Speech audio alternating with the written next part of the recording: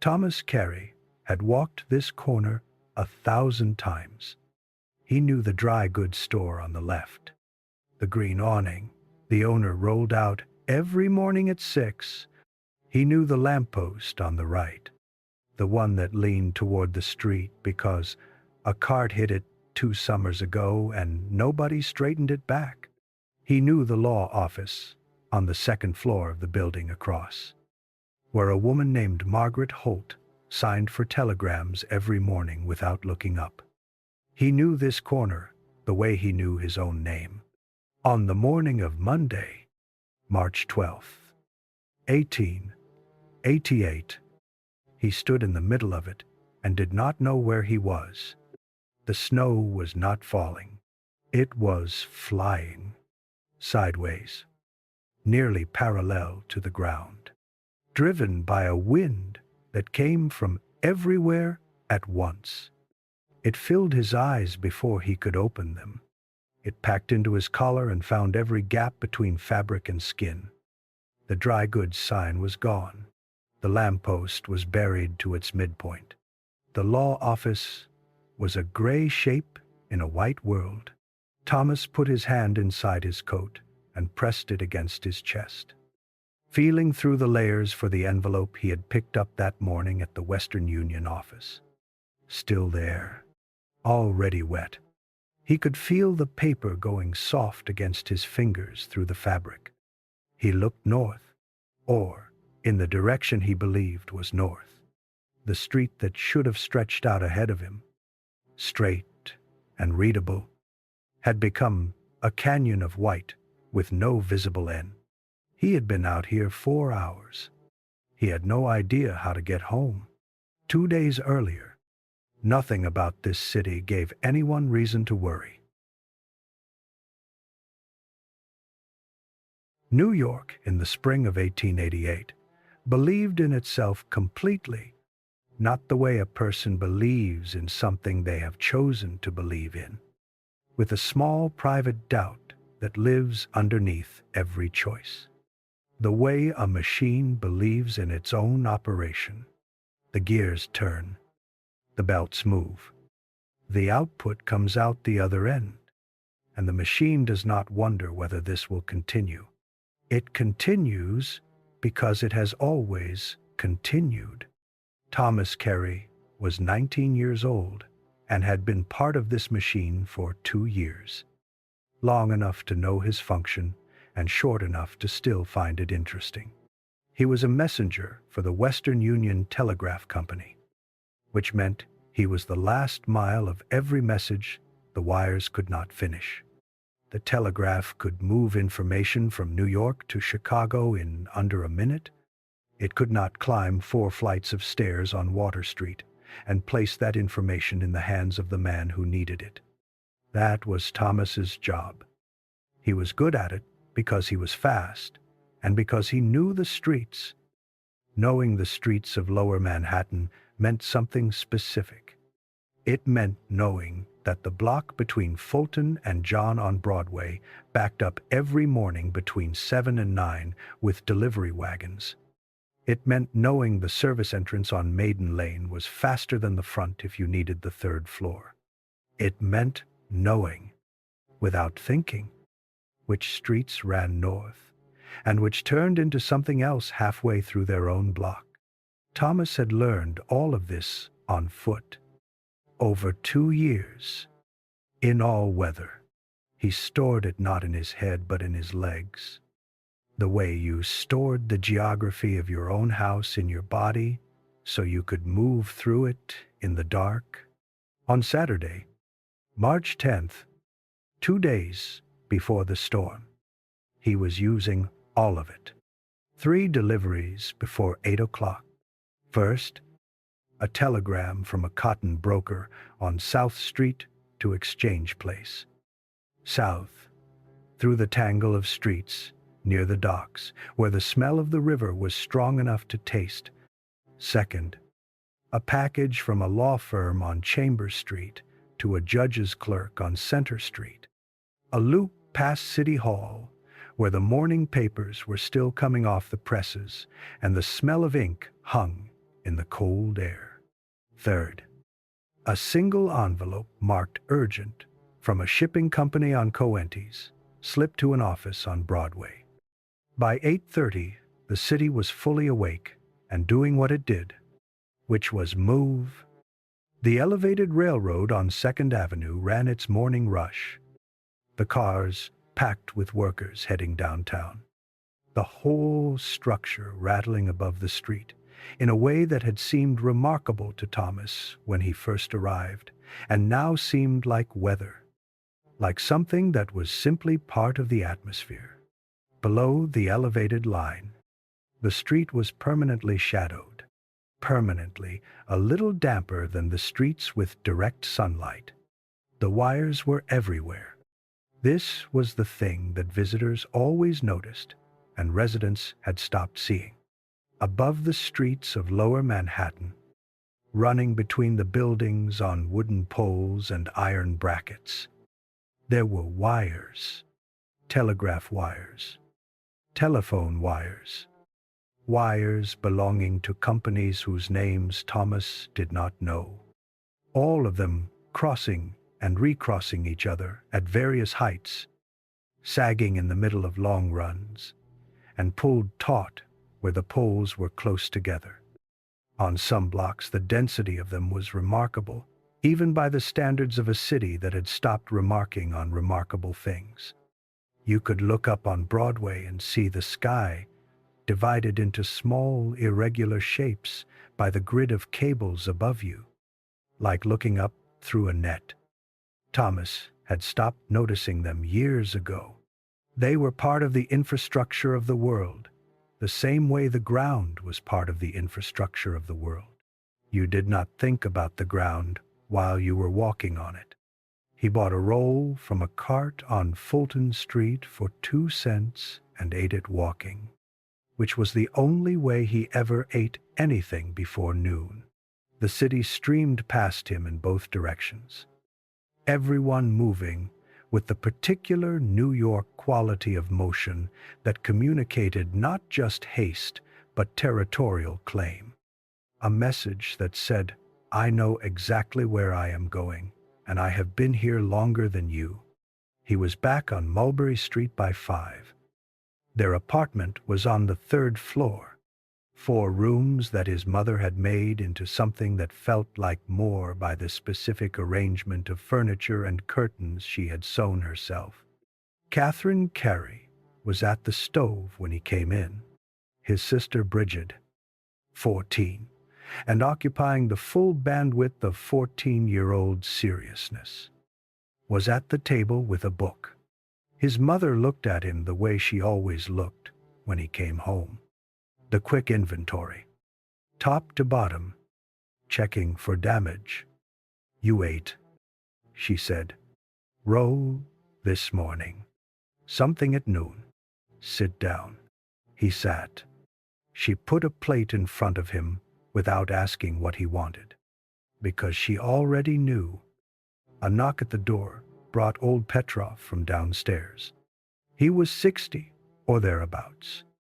Ukrainian, had been in New York for 12 years and still spoke English with an accent that suggested the language was something he was borrowing rather than owning. He came up ostensibly to borrow salt, which was the reason he always gave and which nobody believed, but which served as a functional excuse for the visits. His mother gave him the salt and poured him tea, and he sat at the corner of the table and talked about the neighborhood, the prices at the market on Grand Street, the baby on the 2nd floor that cried at all hours, the weather, "Tu avarum," he said, turning his cup in his hands. "Not right. It has been nice," Thomas's mother said. "Nice for summer. Not nice for March." He looked out the window at the evening sky. "It will turn." Petrov finished his tea and went back downstairs.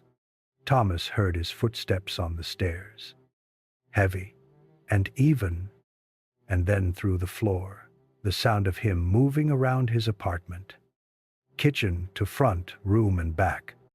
the footsteps of a man who had arranged his solitude into a routine.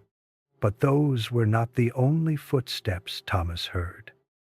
Below Petrov, one more floor down, there was another set, heavier, the same slow circuit, kitchen to front room back to kitchen.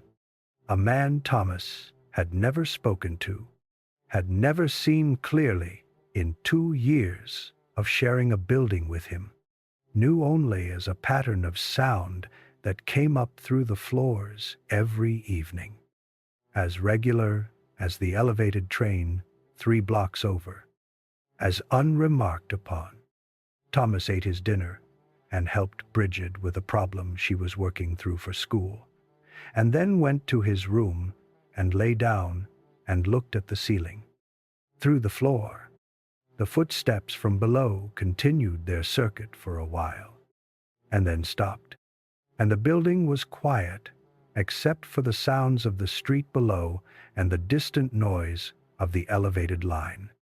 A noise so constant that Thomas had long since stopped registering it as a noise and experienced it instead as a kind of background pressure. The sound of the city being what the city was. He fell asleep with his window open. The night was warm enough for that. Sunday, the city ran at a different speed, not slower exactly. New York did not do slower, but Sunday had its own rhythm. The elevated trains running less frequently, the delivery wagons mostly absent, the streets carrying a different population than the weekday crowds. Churches filled and emptied at intervals throughout the morning. The smell of cooking came out of the tenement windows and mixed with the cold air. Thomas went to Mass with his mother and Brigid at the church on Mott Street. The 9 o'clock service they attended every week, with the consistency of people for whom this was not a decision they remade each Sunday, but a fixed point around which the rest of the week organized itself. The priest was brief by the standards of the parish. They were back on the street by 10. The temperature was still wrong. Not wrong in a way Thomas could have explained if someone asked him to be specific. It was warm, still warm, warmer than March had any right to be. But there was something about the quality of the air, the way it pressed against the skin rather than flowing past it, that was different from the day before. Thomas noticed it the way you noticed a sound in a familiar room you could not immediately identify. Not alarming, not dismissible. His mother noticed it too. "Wind is changing," she said when they were back upstairs, taking off her coat.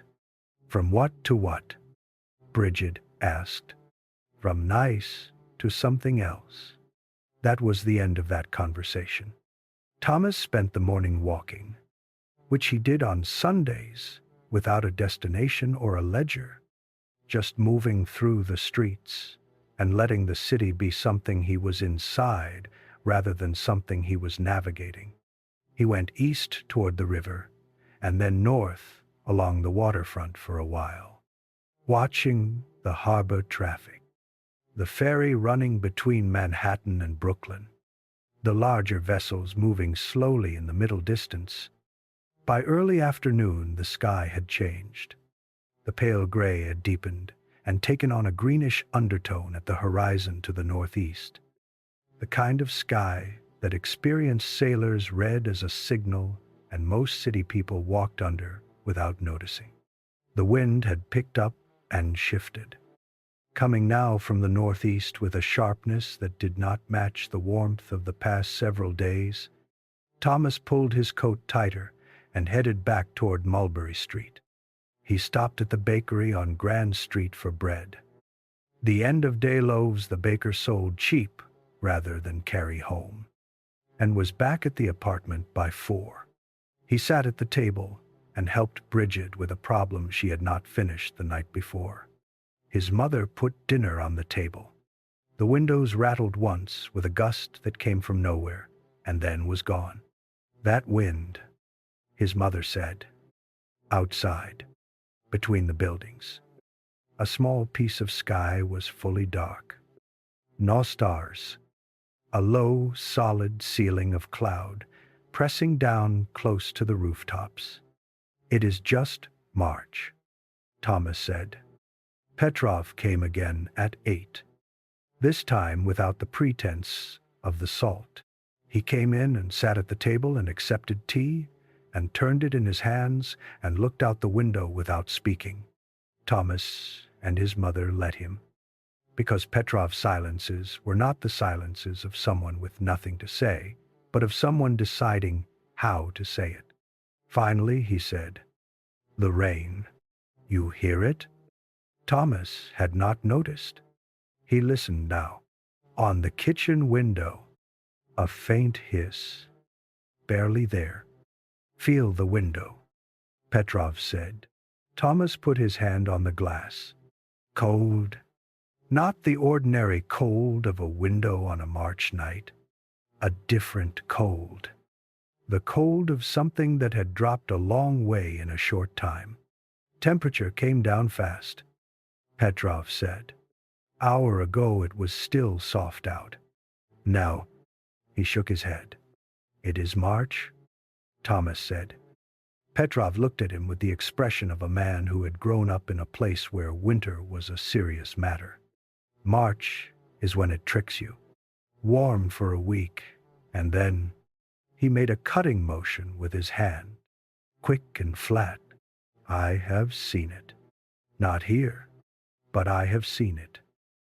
Thomas's mother refilled his cup. They sat for a while longer, listening to the rain on the glass, which had changed in quality while they were talking, gone from the fine hiss of before to something slightly harder and more insistent. Thomas put his hand on the window again. Caller still. Petrov left at 9, saying good night in the particular way of someone who means more by it than the words carry. Thomas set his alarm for 5 in the morning. He had a delivery to pick up. A telegram from an insurance company on Maiden Lane, marked urgent, to be delivered to an address on Broadway uptown.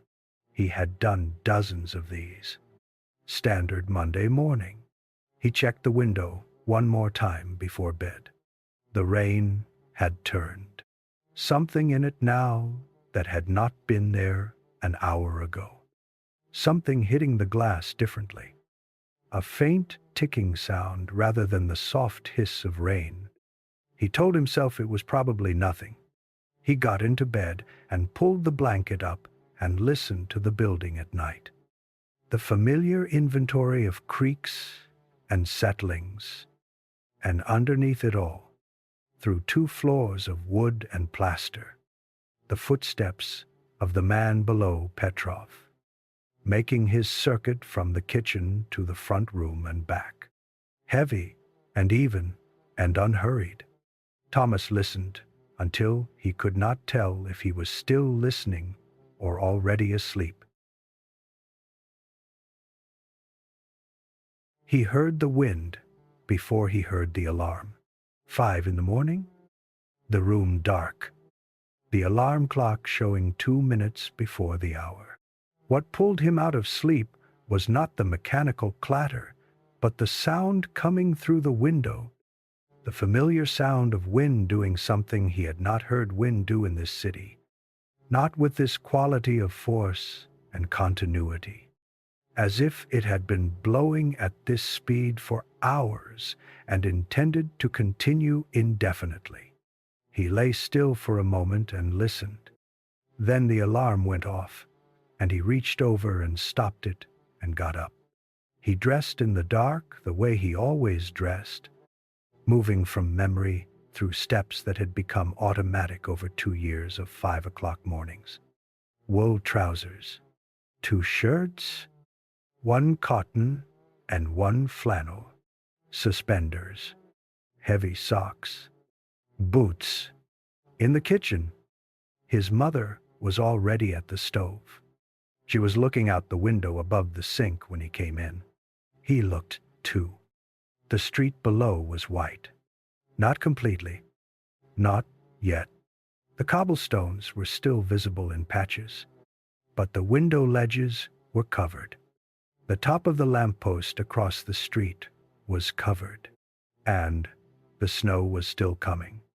Not falling the way snow usually fell in New York, which was more or less downward, but moving at an angle, driven by the wind, hitting the kitchen glass with a sound like sand. "Wear the wool underlayer," his mother said. "I will be fine."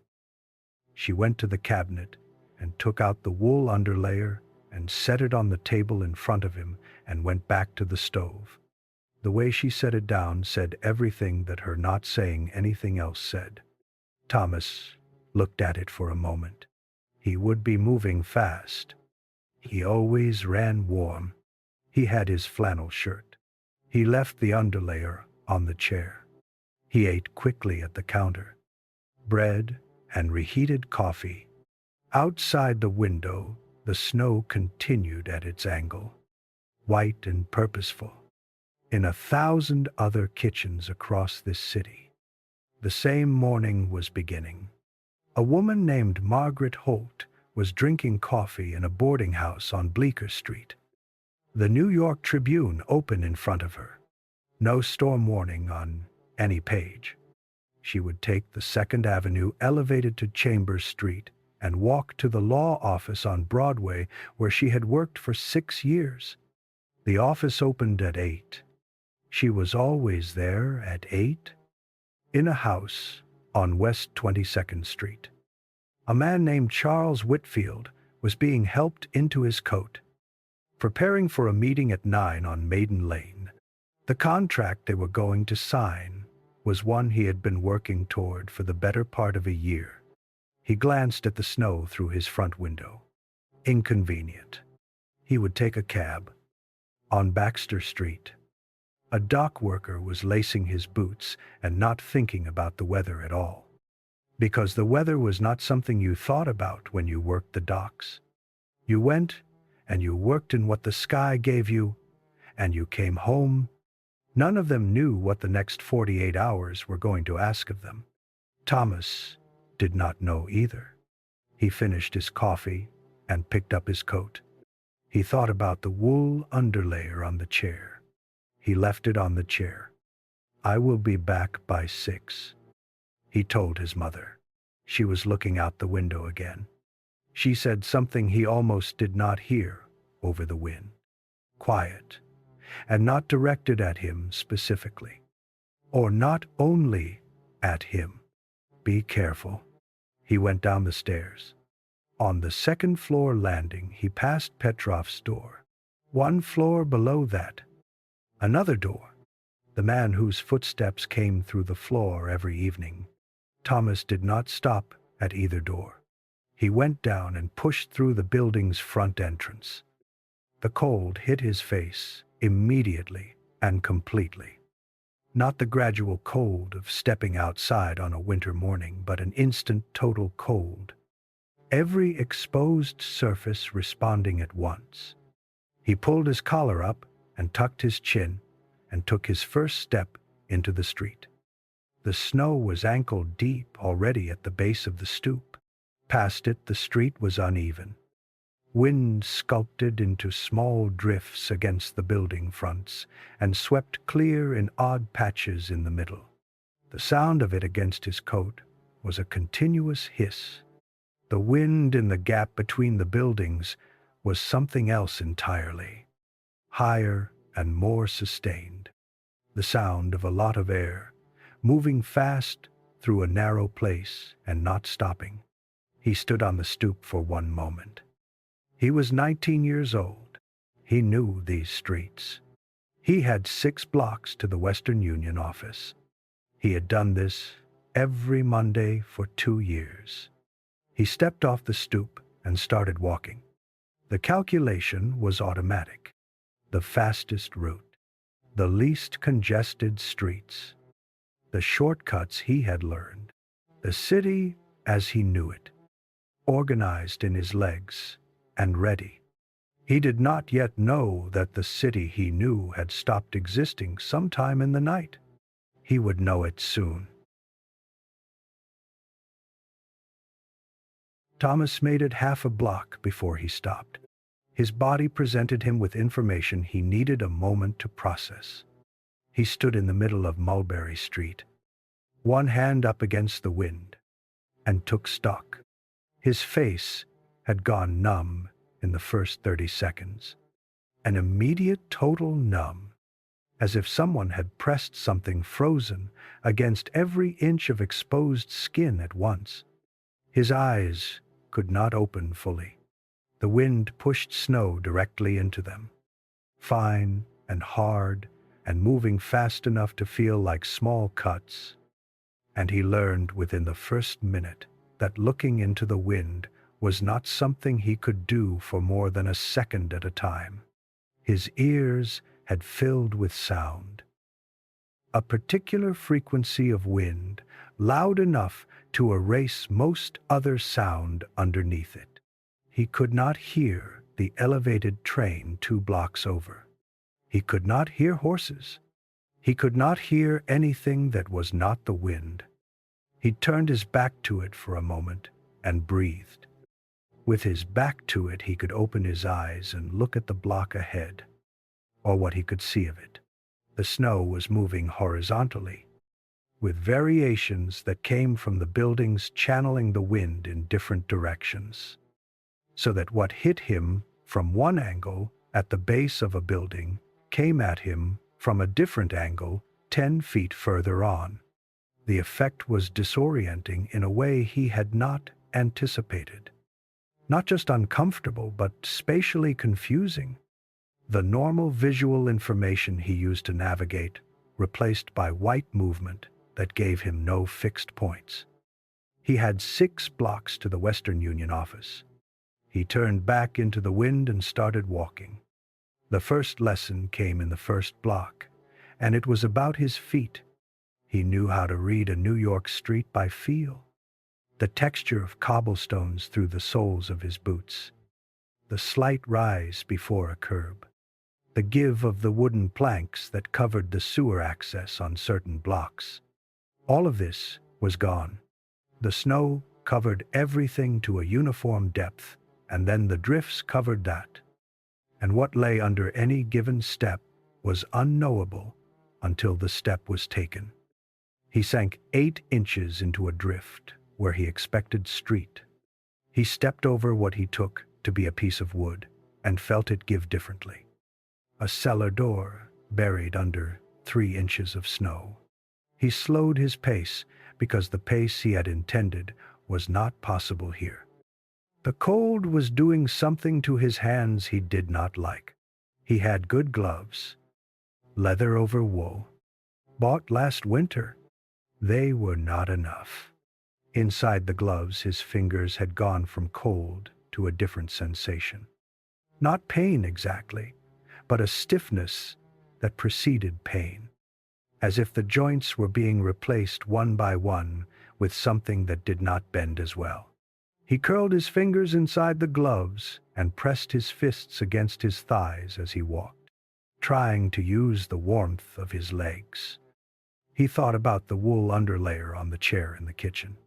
He did not go back for it. Halfway through the first block, he passed a man going the other direction. Thomas saw him before the man saw him, because the man was walking with his head entirely down, hat pulled low, one hand clamped against it to keep the wind from taking it. When he looked up and saw Thomas, they were 6 feet apart and both stopped. They looked at each other. The man was maybe 40, in a wool coat that had been adequate for the morning he had expected and was not adequate for the morning he had gotten. His face was red across the cheekbones and white at the nose. His eyes were wet from the wind. Neither of them said anything. What was there to say that the situation had not already said more completely than words could manage? They looked at each other with the recognition of two people who had independently arrived at the same problem and had not yet arrived at a solution. And then the man put his head back down and kept walking south, and Thomas kept walking north. Thomas would not remember that man's face. He would remember the coat, the way it was not enough, the way the man wore it as if he knew it was not enough and had decided to proceed anyway. Because the coat you had was the coat you had. The Western Union office was on Broadway, 6 blocks from Mulberry Street. Thomas had covered 1 block in approximately 7 minutes, which was 3 times his usual pace. At this speed, he would arrive in about 40 minutes instead of the usual 12. He kept walking. The second block was worse, because it had less shelter. When he turned onto a wider street heading west, the wind had an unobstructed run at him from the northeast and took advantage of it. He leaned into it at an angle that felt ridiculous and made it across the open stretch to the next building line. He stopped in the doorway of a closed dry goods store and breathed for a moment. He thought about turning back. He stood there and thought about it seriously. The way you thought about something when you were giving it a genuine chance, rather than performing the consideration before doing what you were going to do anyway. He could go back. The delivery would wait. Briggs would understand. Then he thought about the insurance company's urgent telegram waiting at the office, about whoever was waiting for it, and what urgent meant to them. He stepped out of the doorway and kept going. At the 4th block, a corner brought 2 streets together, and the wind from both arrived at the intersection at the same time from different angles. He had to grab the lamppost to keep his footing. He held on and looked up. Above him, the web of telegraph and telephone wires that crossed the intersection was vibrating. Not swaying, the way wires moved in ordinary wind, but vibrating, the whole network of them humming at a frequency he could feel in his hand on the lamppost. Snow had accumulated on the wires, a thick coating on each strand. The weight of it adding to the force the wind was already putting on them. Some had already dropped below their normal height, bowing under the combined weight.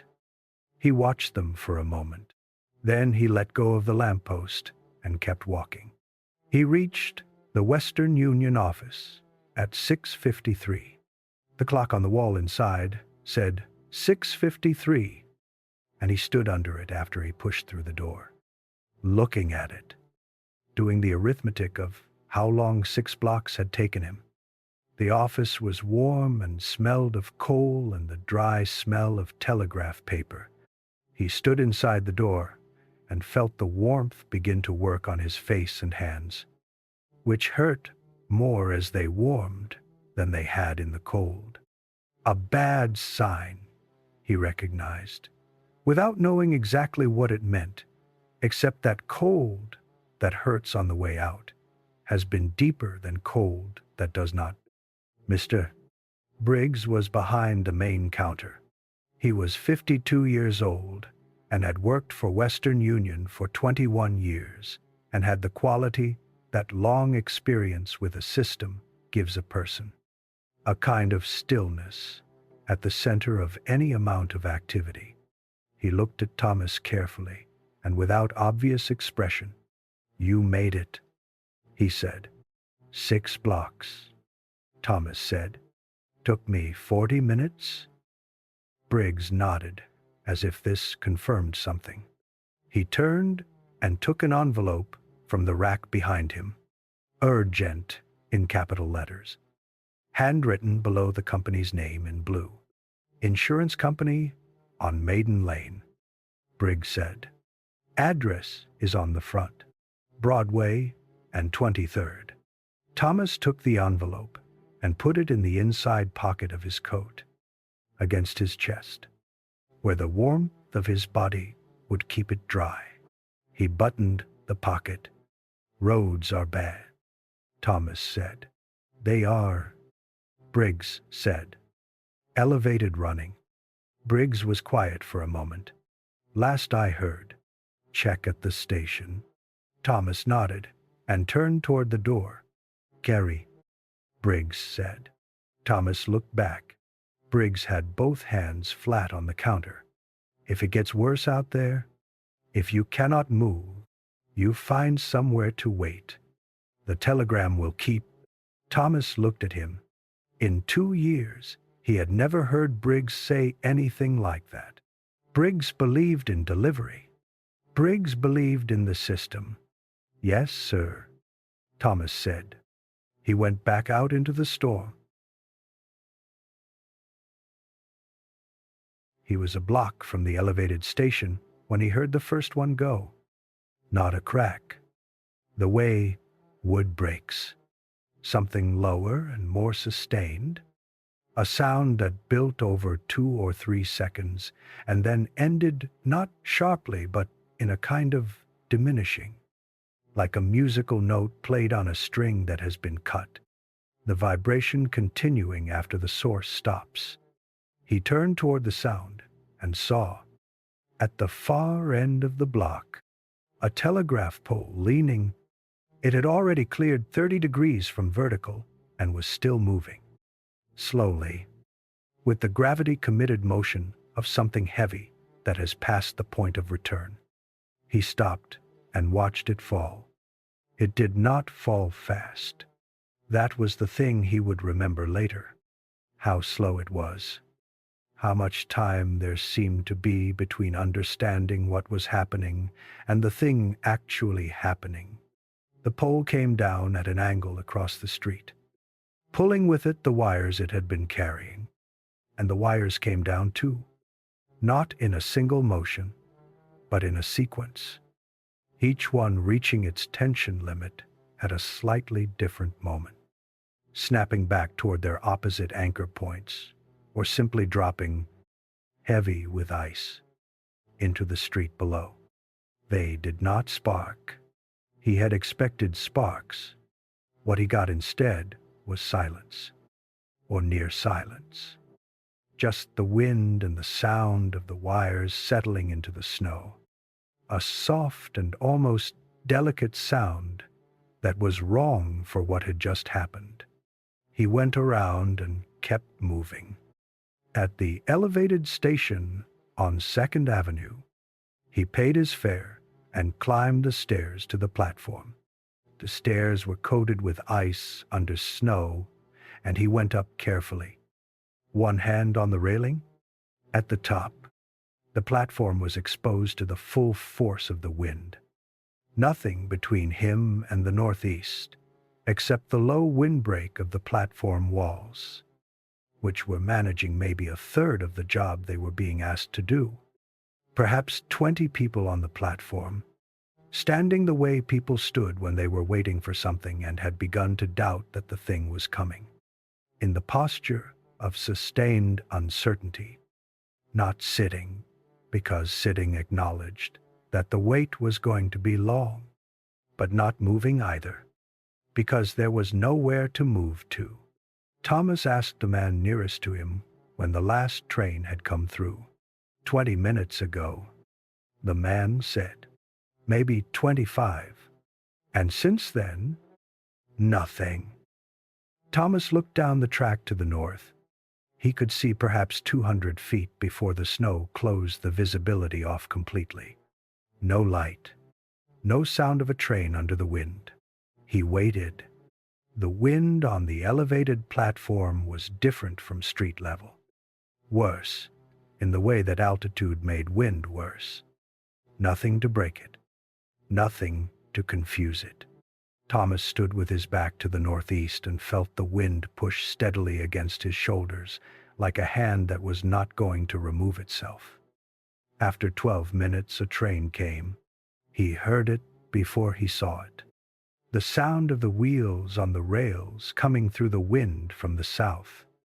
And then the light. and then the train itself, pulling into the station at a speed noticeably lower than normal. The driver threading it in carefully, feeling out the track. Thomas got on. The car was about half full. People in wet coats, faces red and white, in the patterns that cold made on skin. A general atmosphere of people who had made a decision to get somewhere and were not yet ready to admit that the decision might have been wrong. Thomas found a seat near the middle and sat and felt the car begin to move. It moved 2 stops. Between the second and third stations it slowed, and then slowed more, and then stopped. For the first minute, it was possible to interpret this as a normal operational pause. People looked at each other. People looked out the windows. The windows showed the sides of buildings 3 stories below. Fire escapes covered in snow. Laundry frozen on lines. After 5 minutes, people began to shift in their seats. After 10 minutes, the car driver came through from the front, moving with the careful footwork of someone navigating a surface that was not moving. And the sight of him coming through the passenger car was the first concrete evidence that this was not a normal pause. Track is blocked ahead, he said to the car. In general, drifting on the track. We are waiting for instructions from the company. How long? Someone asked. I do not know, the driver said. He said it like a man who had decided that honest uncertainty was more useful than comfortable fiction. He went back through the front door. Thomas looked out the window. Through the gaps in the elevated structure, he could see the street below. The street below had become almost unreadable. A continuous white surface, interrupted by the dark shapes of buildings. The geometry of the street, visible in suggestion but not in detail. He put his hand inside his coat and felt the envelope against his chest. Still there, Margaret Holt was in the seat across the aisle and 3 rows back. He had not noticed her when he got on, but he saw her now when he turned to look at the car. She looked up and recognized him the same way he recognized her, with the slight adjustment of expression that happened when you saw someone from one context in a different one. You are the Western Union boy, she said. Yes, ma'am. She had the manner of someone who had decided that the current situation required composure and had arranged herself accordingly. Do you know what is happening with the track? Snow on it, he said. They are waiting to hear. She considered this. Outside the windows, the wind made a sound against the car that was higher and more mechanical than the wind at street level, finding the gaps and edges of a metal structure and playing them. The car rocked slightly under a heavy gust, subtle enough to be almost imperceptible, but there, a reminder that the car was on a structure, and the structure was in the air, and the air was not calm. I have bread, Margaret said, and reached into her bag and took out a cloth-wrapped piece that she had clearly packed that morning with no expectation of being stranded on an elevated train. She held it out across the aisle. He looked at it for a moment. Go on, she said. He took it, dense, with caraway in it, still faintly warm from whatever heat her bag had held. He ate it in 3 bites and felt better in the immediate physical way that food after cold and exertion produced. Thank you, he said. She turned back to her window. Below them, the street had gone quiet, in a way that streets in this city were not supposed to go quiet. A horse appeared and moved slowly through the white below and disappeared again. Nothing else moved. They sat there for another 40 minutes. The driver came through twice more with nothing new to report. The temperature in the car dropped as the coal stove at the front worked harder and managed less. People talked in low voices or did not talk at all. At the end of the second hour, a young company employee appeared at the front of the car. "We are going to help people down," he said. "The track company says the blockage is not clearing. There are ladders. It is safe if you take it slow." No one said anything for a moment. Then a man near the front stood up and said, "All right then," with the finality of someone who has been waiting for permission to act. And the rest of the car began to move. Margaret Holt stood and tucked her newspaper under her arm and moved toward the front with the same composure she had maintained throughout, as if descending a ladder from a stranded elevated train in a blizzard was a thing she had simply added to the day's agenda. Thomas followed. At the front of the car, the door opened onto the platform walkway, and from there, a rope ladder had been secured to the iron railing and dropped to the street below. The company employee held the ladder at the top and talked each person down with specific instructions. "Hold here. Step here. Take your time." The wind on the structure at this height was significant. Thomas held the ladder with both hands and felt it move under the gusts and did not look down for the first several rungs. And then looked down, because it was better to see what was coming than to discover it by arriving. The street came up to meet him at the bottom. He stepped off the last rung into snow that came to his knee and stood for a moment getting his footing. Margaret was 2 people ahead of him, already moving, already folding the situation into the forward motion of someone who had somewhere to be and had simply changed the means of getting there. Thomas looked up. The elevated track above him stretched away in both directions, the train still sitting where it had stopped, the windows yellow with interior light. Below the track, the street was its own kind of strange, the familiar geography altered by the drifts. The whole block quiet in a way that should have felt peaceful and did not. He tucked his chin down and started walking south. The envelope against his chest was dry.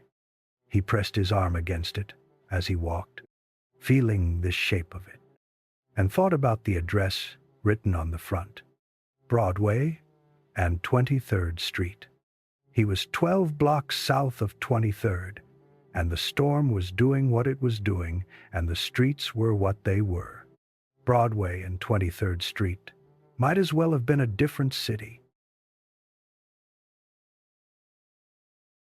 He found Briggs at the office, standing at the window with his hands behind his back, watching the street the way a man watched something he was responsible for and could not fix.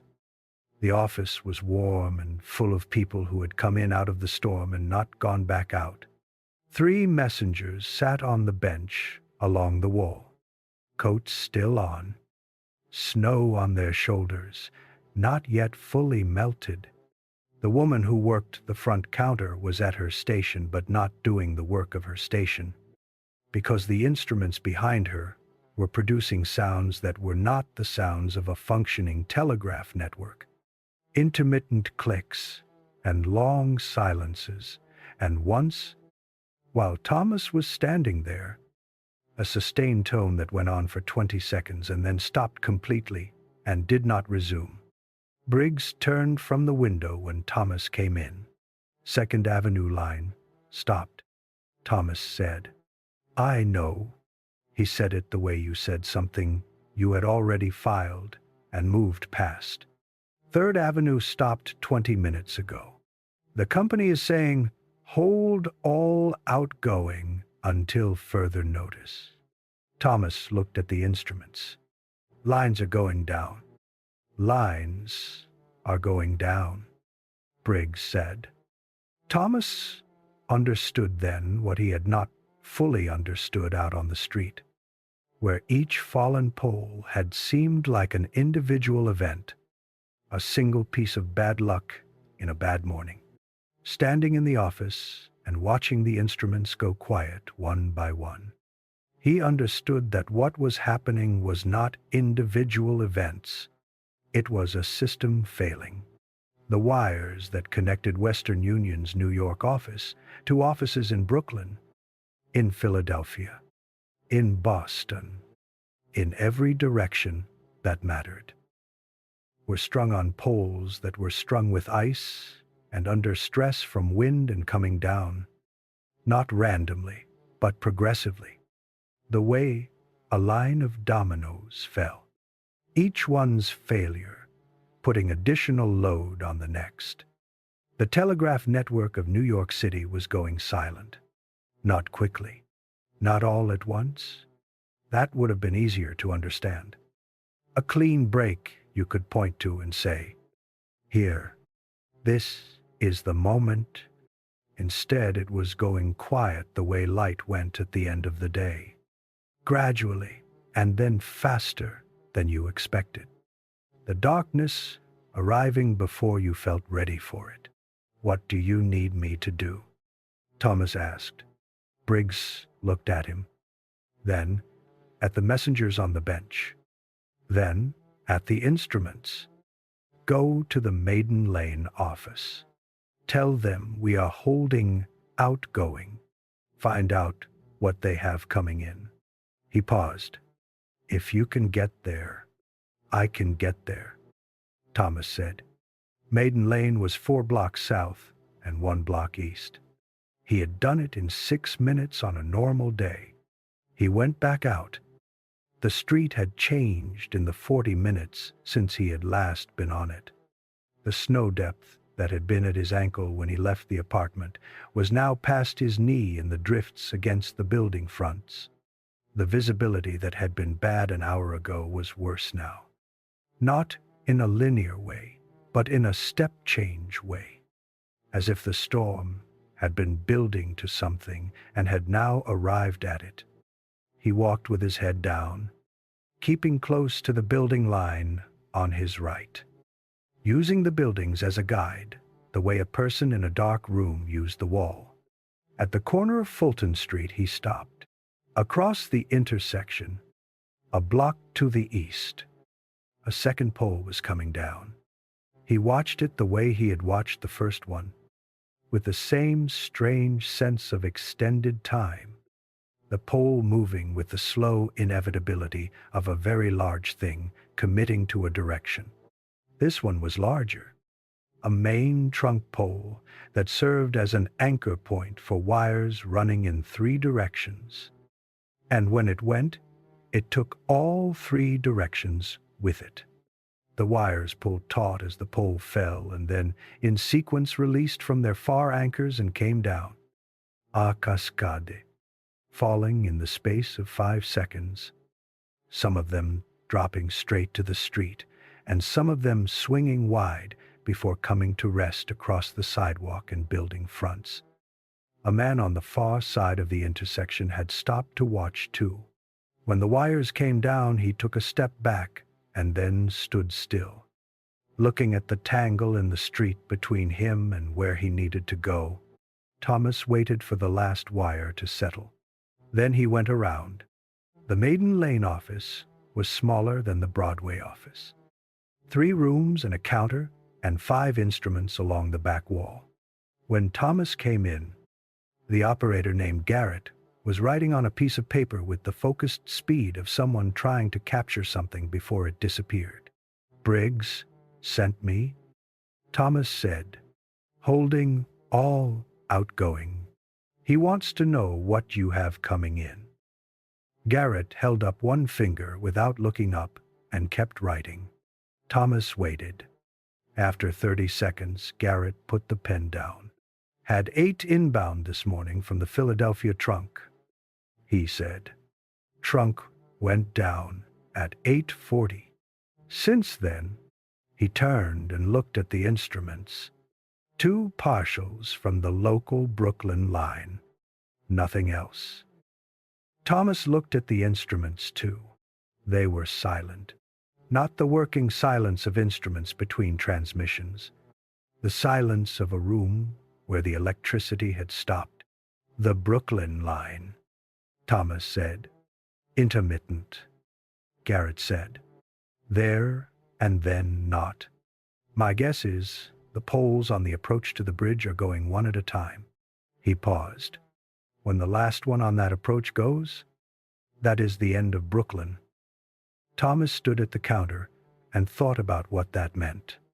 The Brooklyn Bridge had been open for 5 years and was the greatest engineering achievement in the history of the city. A fact that New Yorkers mentioned often enough that it had begun to feel like something they were reassuring themselves of rather than simply reporting. The bridge was there. The bridge connected. The wires that carried the telegraph lines to Brooklyn ran along the bridge. If the poles on the Manhattan approach were failing, Brooklyn and Manhattan were going to stop being able to talk to each other. "I will tell Briggs," Thomas said. "Tell him I will send someone when I have something to send," Garrett said, and turned back to his instruments. Thomas went back out. He stood on Maiden Lane and looked east toward the river he could not see. He knew the river was there, 4 blocks east. And he knew the bridge was there. And he knew the ferries at Fulton Street and Cortlandt Street were there, or had been there this morning. And he did not know what they were now. The envelope against his chest. He pressed his arm against it and turned west and started walking back to Broadway. He had been outside for 3 hours. His feet were wet. His hands were working, but not well. The fingers slow to respond. The joints stiff in a way that was different from ordinary cold stiffness. Deeper and more resistant. He thought about what Petrov had told him once about the difference between cold that hurts and cold that stops hurting, and why the second kind was more dangerous than the first. His hands still hurt. He was grateful for that. At the corner of Broadway and Maiden Lane, Charles Whitfield was standing in a doorway.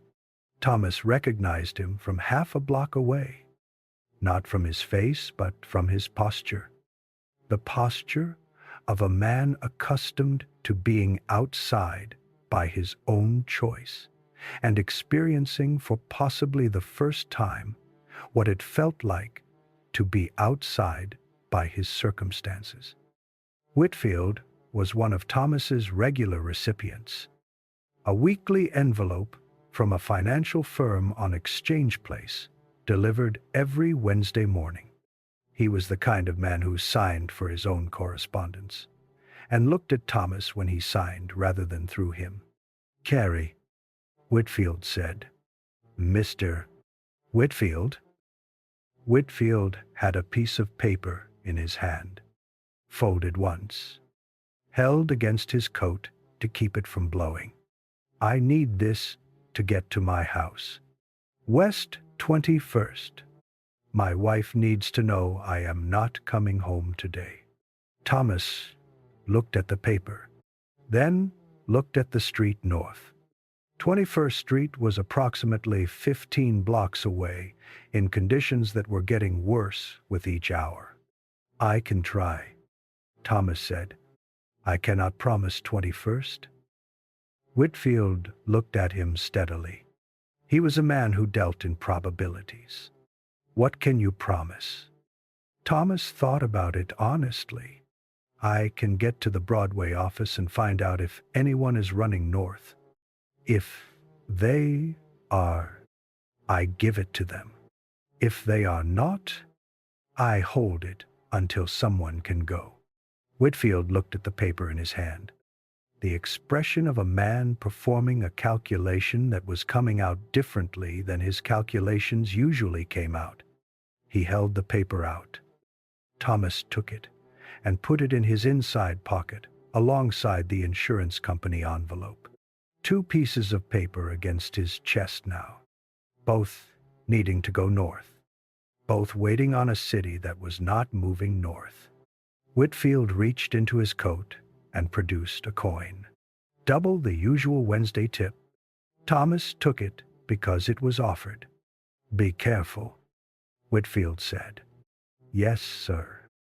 He left Whitfield in the doorway and turned north toward the Broadway office, thinking about the instruments in the Maiden Lane office sitting silent on their shelf, and about what Garrett had said about the Brooklyn trunk, and about how a city communicated with itself.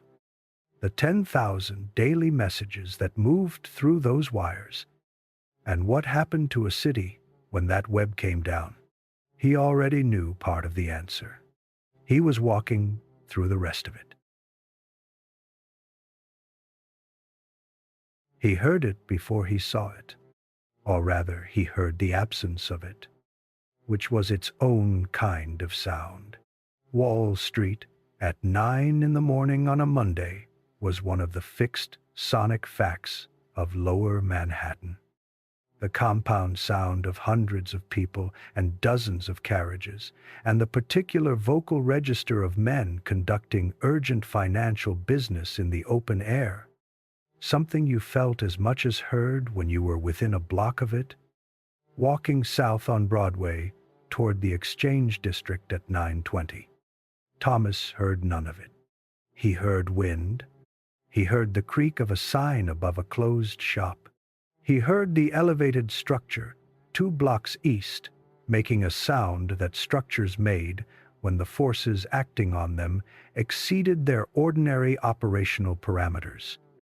A low and irregular groan that came and went with the gusts. He did not hear Wall Street. He turned east on Exchange Place, and as he came around the corner, he stopped. The street was empty. The buildings were there.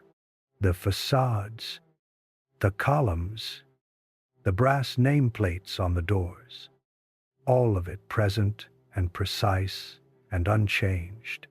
But the street in front of them was white and untracked for 100 feet in either direction. The snow, unmarked by wheels or hooves or feet. An impossible sight in a block that Thomas had never seen, with fewer than 50 people moving through it at any given hour. He stood at the corner and looked at it. The New York Stock Exchange had not opened that morning. Thomas learned this from a broker's clerk sheltering in a doorway on Exchange Place.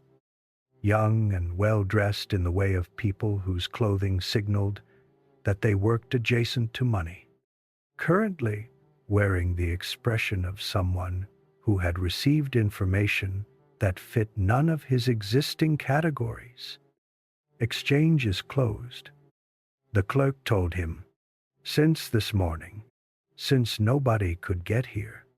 He said it with offended bewilderment, as if the storm had violated a social contract. The market was supposed to open at 10. Thomas looked at the clock on the building across the street. 9:32. "It will not open at 10, Thomas said. The clerk looked at him. "No," he said, "I do not suppose it will." The New York Stock Exchange had opened at 10 o'clock on every weekday morning for as long as Thomas had been alive and longer. It had opened during financial panics, during political crises, during the worst of the winter storms Thomas could remember. It was one of the fixed facts of the world, the way the tide was a fixed fact. It was not opening today. The machine that moved money through the largest financial market in the country was stopped not by a decision but by snow. Thomas left the clerk in his doorway and walked east toward the building where the insurance company had its offices. He needed to tell them about the delay on the Maiden Lane telegram. The building was open. A man at the front desk told him that the person he needed to speak to had not come in, was not expected in. Thomas explained the situation, that he had the telegram, that he could not reach the delivery address, that he would hold it at the Broadway office until conditions allowed. "Hold it," the man said. "We will send again when the lines are up." Thomas thanked him and turned to leave. "How is it out there?" the man asked. Thomas thought about the honest answer. The elevated trains had stopped. The telegraph lines were down. The stock exchange was closed. The streets south of Chambers were becoming difficult to navigate. "It is bad," he said. He went back out. On Broadway, heading north, he walked with his head down. A block from the Broadway office, he heard the second group of wires come down. He did not turn to look this time. He kept walking and listened to the sequence of sounds. The pole, and then the wires, and then the settling. 3 distinct events in 4 seconds. 3 more sections of the network going silent. Briggs was at the window when Thomas came in.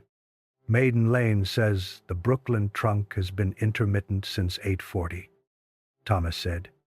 "Garrett thinks the poles on the bridge approach are going one by one." Briggs nodded slowly, hands behind his back. "Absorbing. Stock exchange did not open." Thomas added, "I know. What do you need from me?"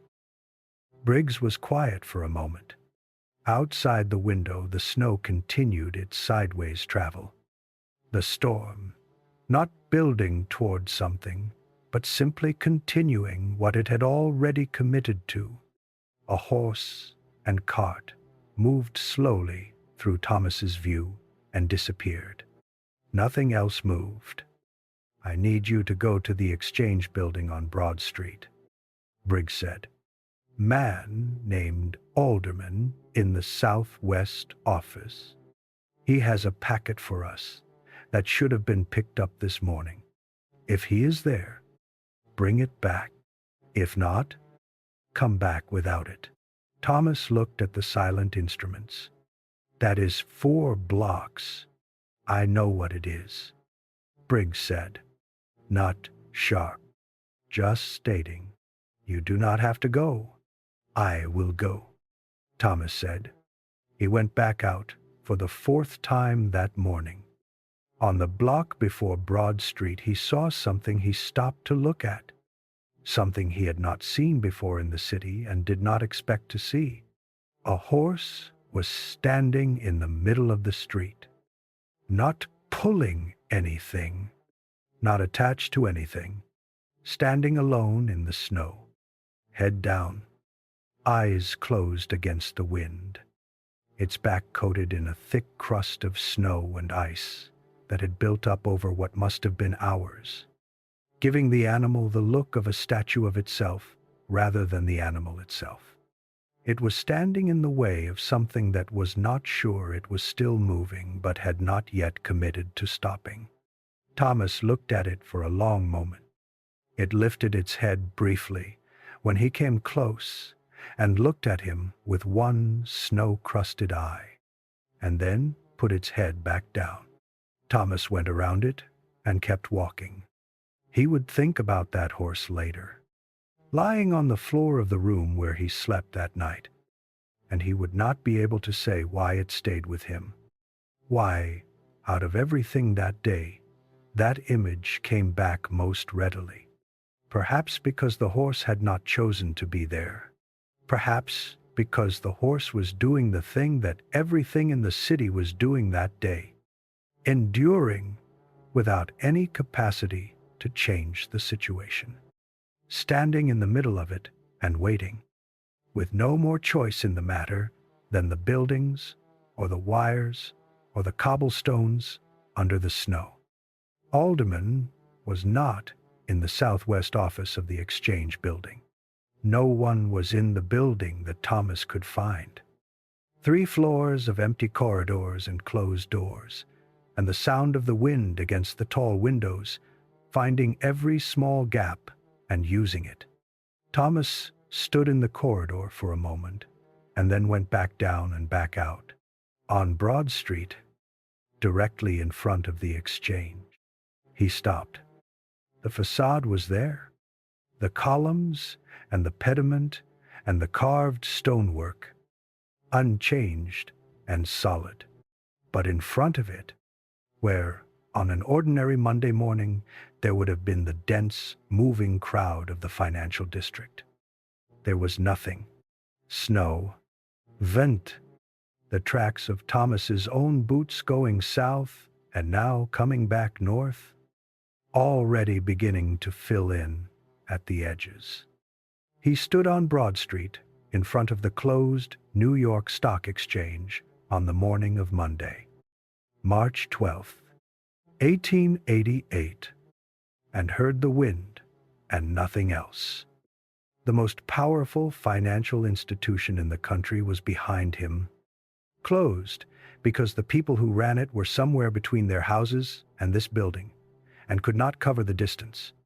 The telegraph lines that carried its prices to every market in the country were down.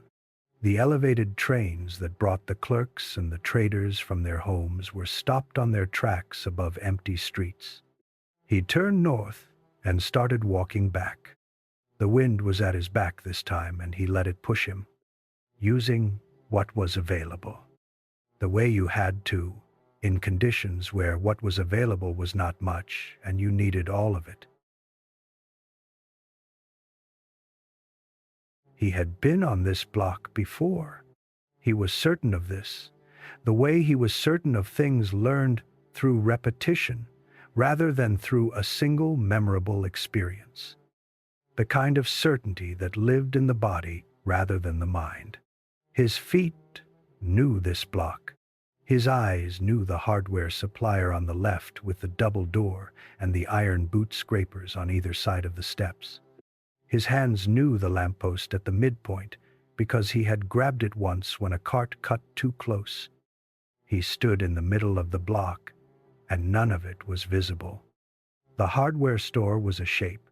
The lamppost was not there at all. Or was there and was covered. Or was there. And the snow between him and it had reached a density that made it invisible from 8 feet away. He could see the building line on his left as a dark suggestion, a place where white became darker white, a boundary without edges. Between the building lines, the street was a continuous white surface that gave him nothing to read. No curb, no gutter line, no variation in surface that told him where the walkable part ended. He stopped walking. He had been heading north on Broadway, or believed he had been heading north on Broadway for the past 6 minutes. The snow had been getting worse for the past 3, reducing everything visible to a radius of 10 feet, and then in some gusts to nothing at all. A complete whiteout that lasted 3 or 4 seconds before the wind shifted and the world came partially back. He had been navigating by the building lines. Then there had been a gust and a turning of some kind. And when the gust passed, he was where he was now. He breathed slowly and stood still. He needed to find north. He looked up. The sky and the street had arrived at the same color and texture. A uniform pale white that gave him no information about where the sun was. He looked at the snow on the windowsill 4 feet above his head, on the building to his left, and tried to read the direction of the accumulation. The wind had been coming from the northeast, which would put it at his back if he was heading southwest. He turned slowly until he felt the full force of it on his face. Northeast. He turned 180 degrees. South. He turned 90 degrees to the left. East. He turned 90 degrees to the left again. North. He started walking. After 40 steps, he came to an intersection he recognized. or recognized the configuration of it, the way four streets came together at slightly wrong angles, that was specific to one crossing in his mental map of Lower Manhattan. He was on Nassau Street, not Broadway, one block east of where he had believed himself to be. He had walked half a block east without knowing it. He stood at the intersection and thought about this. He had been on these streets for 2 years. He had walked every block in Lower Manhattan in every weather the city had produced in that time. He knew these streets the way he knew the rooms of his apartment, not by looking, but by being in them, by the feel of the distance between things. He had walked half a block east without knowing it. The storm had taken from him the thing he used to navigate the same way it had taken the visibility and the telegraph lines and the elevated trains. Methodically and without particular violence. Just by being what it was and doing what it did. He turned west to find Broadway and kept going. On Broadway he found the saloon. He had known it was there. A place he had passed 100 times without going in. The door was open. Light came through it. Warm-colored light from oil lamps. The electricity in this block already out. The light fell in a rectangle on the snow at the door, and Thomas walked into it and through the door. The saloon was warm and full of people who had not planned to be there. 20, perhaps 25 people. Wet coats, faces carrying the particular expression of the morning, something between concern and the practiced New York refusal to show concern. The man behind the bar was pouring coffee from a large pot into whatever vessels were available and not asking anyone to pay for it. Thomas had not eaten since the bread Margaret Holt had given him on the train. He went to the bar and accepted a mug and wrapped both hands around it and stood there. The coffee was very hot and very bad, and the best thing he had tasted all morning. He listened to the conversations around him. A man who had come from the direction of the ferry said the Fulton Street ferry had stopped running at 8:30. The captain had made 2 crossings after the storm worsened, and on the second crossing had decided there would not be a third. The ferry terminal was full of people who had been waiting and were not going to get their crossing. A woman in a clerk's coat said the Cortlandt Street ferry was the same. Both ferries stopped. Both approaches to Brooklyn by water, not running. Someone said the bridge was open, but you would not want to be on it. Thomas thought about what Garrett had said at the Maiden Lane office, about the poles on the bridge approach going one at a time. The telegraph lines were on the bridge. If the poles were going, the cables were going, which meant the connection between Manhattan and Brooklyn was going at some point today, if it had not already happened.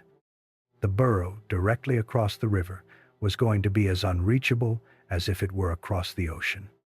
He looked around at the 25 faces, the wet coats, the mugs of bad coffee held in both hands for the warmth. He thought about how many of them had family across that water. How many had wives or children or parents in buildings on the other side of the East River who they could not reach by wire, could not reach by ferry, could not reach at all. He thought about his own mother on Mulberry Street, a mile north, and unreachable in an entirely different way. He thought about Brigid at the table with her book. He thought about the footsteps through the floor. A man came in from the street and said to no one in particular that a well-known man had fallen on Fifth Avenue, been found nearly unconscious in the snow near Madison Square, and been carried inside. Someone said he had been a senator, or had been one once. Thomas looked into his empty mug. He did not know the name. He would not know the name for 2 more days. When the papers started printing again, and the stories accumulated, he would read then about Roscoe Conkling, who had controlled the political machinery of New York State for 20 years, who had left his office that afternoon and decided to walk home through the storm, refusing offers of shelter, walking into conditions that had already taken down the telegraph network and stopped the stock exchange and stranded tens of thousands of people across the city. He would read that men had to dig Conkling out of a drift with their hands. A man who had spent 20 years controlling what he could control, brought down not by an opponent, but by a walk home in bad weather. The storm did not know his name. It gave him the same terms it gave everyone, which were its own terms, non-negotiable. But that was 2 days away. Right now, Thomas set his mug on the bar and buttoned his coat. "You going back out?" the barman asked. "I need to find somewhere for tonight," Thomas said. "And I need to be moving while I can still tell where I am." The barman nodded. "There is a commercial building on Cortlandt. Owner opened the upper floors this morning. If you cannot find anything else..." "Thank you," Thomas said. He went back to the door and stood for a moment with his hand on the frame, feeling the cold coming through the gap. The light from the lamps fell past him onto the snow outside. The same warm rectangle he had walked into 20 minutes ago. Now, the thing he was walking away from, he stepped through it and back into the white. The wind hit him with the same impersonal force it had been applying all morning. Unchanged, untired, with no quality of diminishment he could detect, he pulled his collar up and found his direction and started north, keeping the building line on his right close enough to touch when the visibility dropped to nothing for a few seconds, and the building line was the only thing that told him he was still on the street. The envelope against his chest. He pressed his arm against it and walked. By early afternoon, the city had run out of ways to pretend. Thomas had been watching it run out of them all morning. The small concessions that were not quite admissions. The closed doors that were not quite announcements. The empty streets that were not quite surrenders. Each one individually could be explained as a local condition, a specific block or building responding to specific circumstances. Together they had become something that could not be explained as anything other than what it was. The city had stopped. He was in a building on Cortlandt Street. In a room on the 2nd floor, the building owner had opened to whoever needed it. 11 people. A wood stove in the corner, burning and producing heat at roughly the rate the room was losing it, which was not enough to be warm, but was enough to be not dangerous. People sat along the walls on the floor, backs against the plaster, in the posture of people who have made a decision about where they are and organized themselves around it. Thomas sat near the window position, giving him a wall on 2 sides and a view of the door. He had developed this preference for walls without noticing when.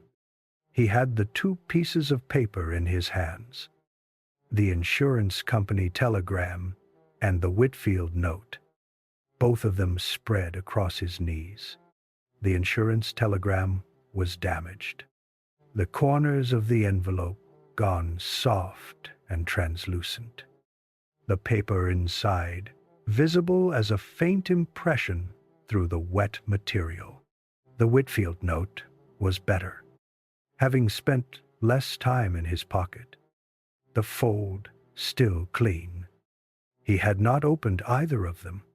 They were not his to open, but he held them, and looked at the shapes of them, and thought about the people on both ends of the messages, the ones who had sent them, and the ones who had not received them. Both groups now suspended in the same state of incomplete information that the storm had produced in every direction. Someone in the room had found out more about the ferry situation. The information moved through the 11 people, the way information moved in an enclosed space, passed person to person, each recipient adding whatever modification their own understanding introduced. Both Fulton Street and Cortlandt Street ferries had stopped. The ferry from the Hudson side to New Jersey had also stopped before noon.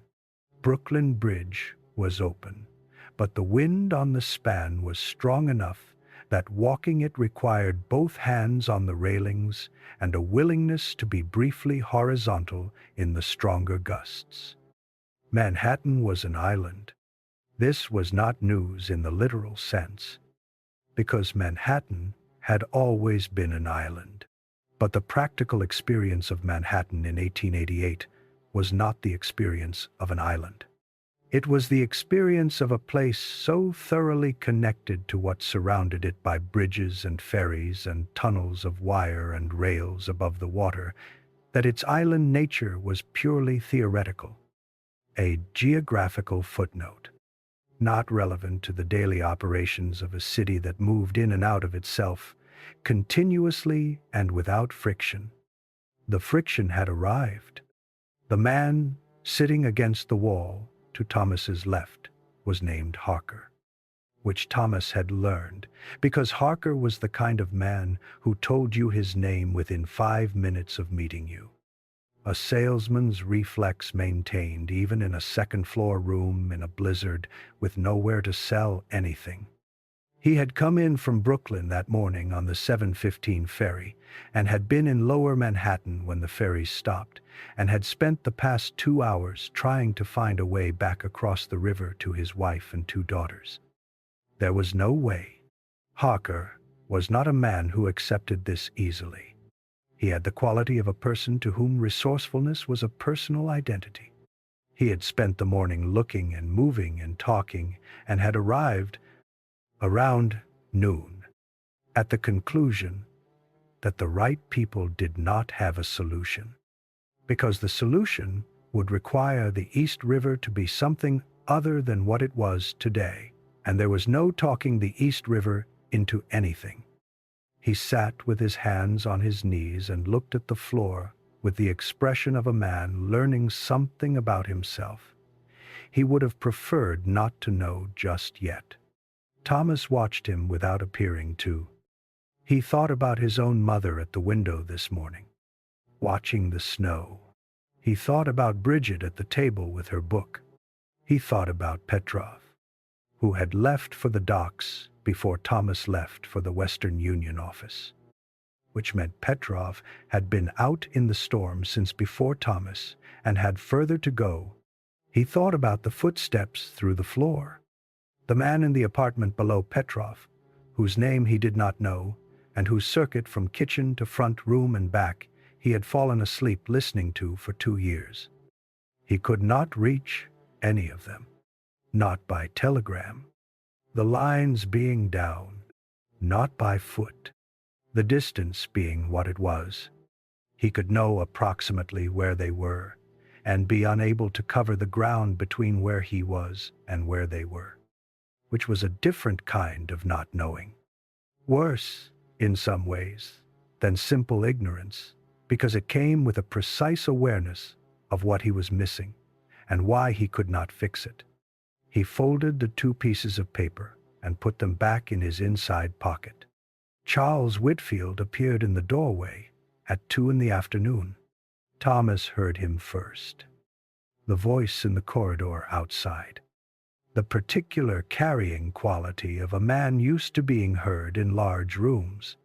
Whitfield came through the door and stopped when he saw Thomas.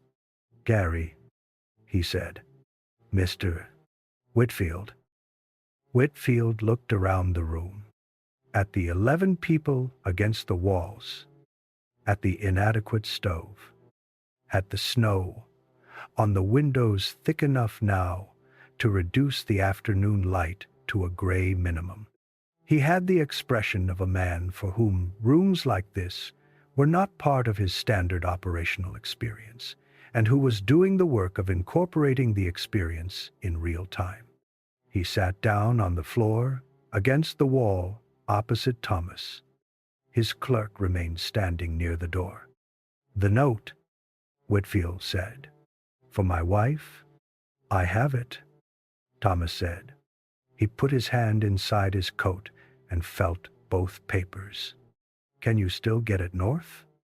The honest answer was no, not today, and possibly not tomorrow. No one was getting anywhere north of Chambers Street today. "Not today," he said.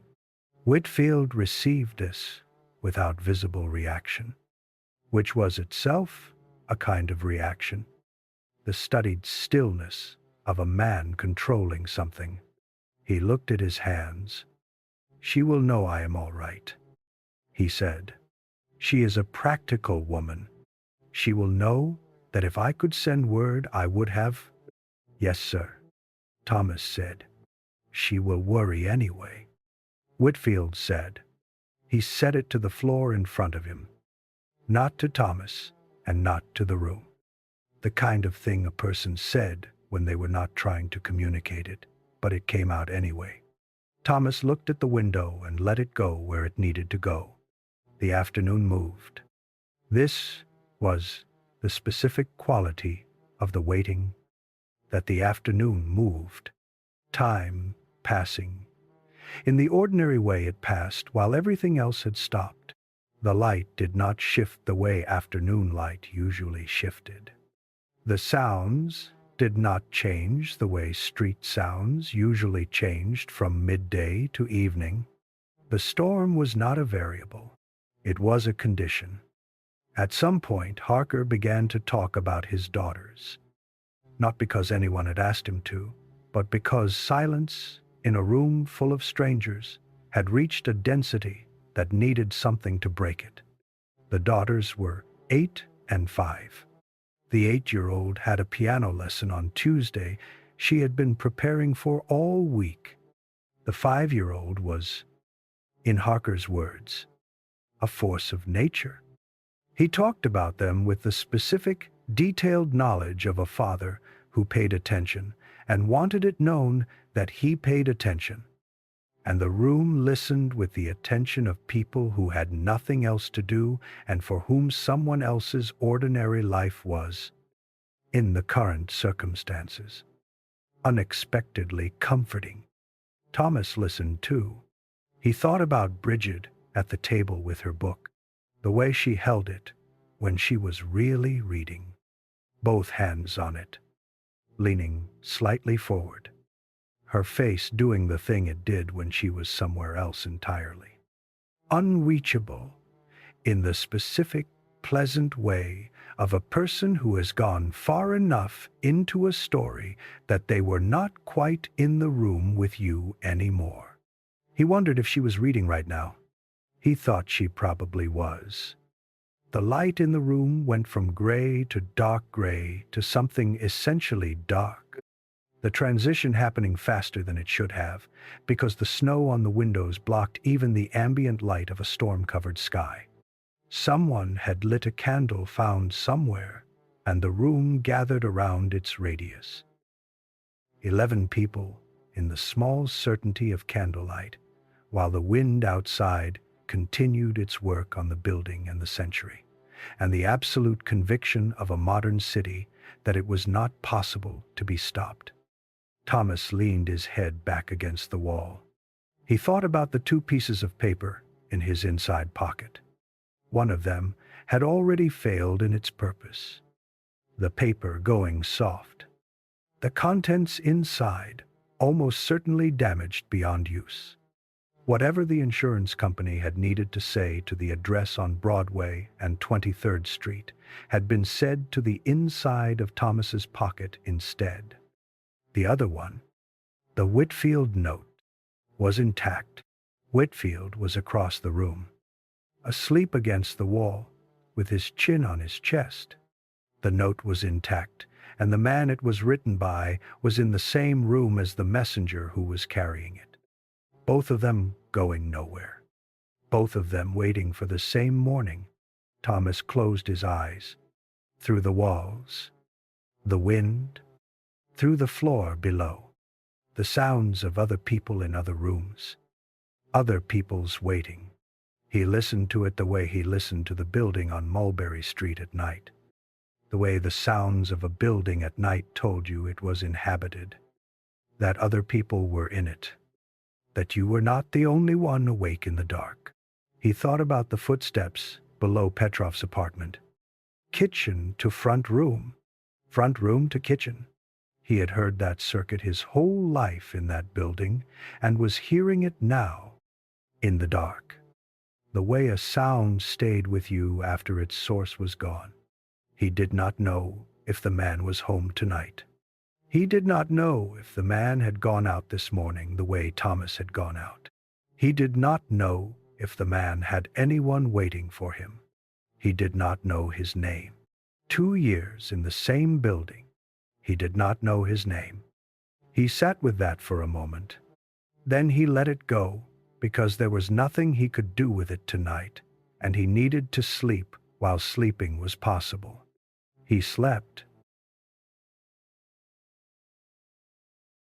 He woke at some point in the night and did not know where he was. This lasted approximately 3 seconds. The disorientation of a person waking in an unfamiliar place in complete darkness. The body's inventory of itself running through its checklist before the mind caught up. Cold, hard surface. The smell of coal, smoke, and wet wool, and the particular closed-air smell of a room with too many people and not enough ventilation. The sound of wind, close and constant, doing something to the building that the building was absorbing. Then he knew where he was and lay still and listened. Around him, in the dark, 11 people were in various states of sleep or not sleep. He could hear Harker, who breathed loudly in the specific way of a man who would be told he snored but would not believe it. He could hear someone near the door who was awake, their breathing carrying the particular controlled quality of a person trying to be quiet about not sleeping. He could hear the stove, which had been fed at some point while he slept and was putting out a low, steady heat that was better than nothing. He could not hear the wind diminish. This was the first thing he checked. Each time he woke, which he did 3 times in the night, the wind was the variable. If the wind dropped, the drifting stopped, and the morning became something navigable. If the wind continued, the morning was the morning, and he would deal with it when it came. Each time he woke, he listened for some quality of the wind that suggested it was tiring, some reduction in the sustained note of it against the windows and walls, and each time he found none. The wind did not tire. He thought about the geography between himself and Mulberry Street. 1 mile, approximately. The streets he would take were clear in his mind. He had walked them enough times that they were there even now. In the dark, even after a day that had taken from him his ability to reliably navigate the streets he thought he knew. He knew the route, the way he knew his mother's voice, not by choice, but by the simple fact of repetition, until the knowledge became something other than knowledge and was just part of him. He thought about whether he could walk a mile in what was outside right now.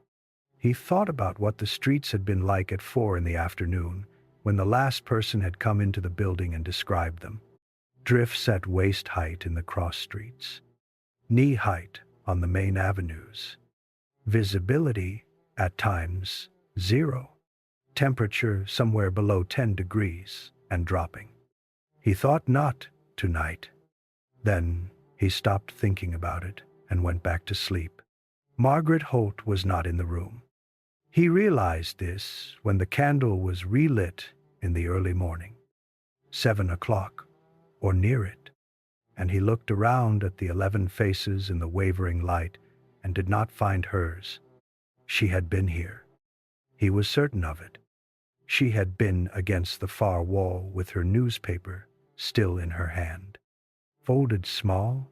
He asked the woman nearest to him, a thin woman in a shop clerk's coat who had said almost nothing the previous day, whether she had seen where the woman with the newspaper had gone. She had left early in the night. The shop clerk said, 2 or 3 in the morning, while most people were sleeping, had put on her coat and gone to the door and paused, and then gone out. Thomas thought about where Margaret Holt lived, the boarding house on Bleecker Street that he had delivered to twice in 2 years. Bleecker was a mile north and slightly east. A mile north in last night's conditions. She went. He set that aside and concentrated on what the morning was doing. The morning was doing what the night had done, which was continuing. When he went to the window and cleared a circle in the frost with his sleeve, he could see the street below. The drifts were higher than the previous afternoon. The building stoops that had been partially clear were now fully buried. The street surface was covered with a layer of hard-packed snow compressed by the night's wind into something closer to ice than snow. But the wind was less. He noticed this with the careful attention of a man checking something he needed to be accurate about, not letting hope do any of the measuring. He watched the snow on the sill outside the window and watched it move and compared it to yesterday's movement. It was less, not gone, not calm, but the sustained roar of the previous day had dropped to something lower. Still continuous, but with less force behind it. The storm's held note going slightly flat. He ate the heel of bread that someone had left on the windowsill and shared a cup of hot water Harker had heated on the stove.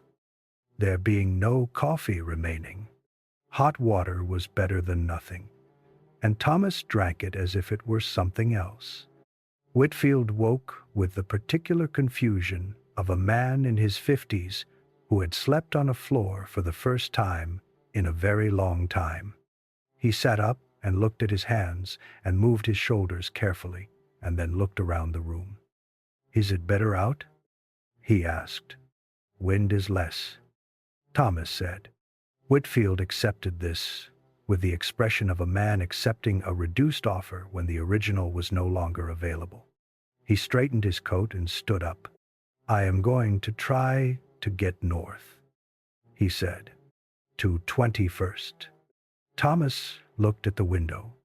Snow still coming down, but coming down rather than across. "It is still not easy out there." "No," Whitfield said, "but I need to get home."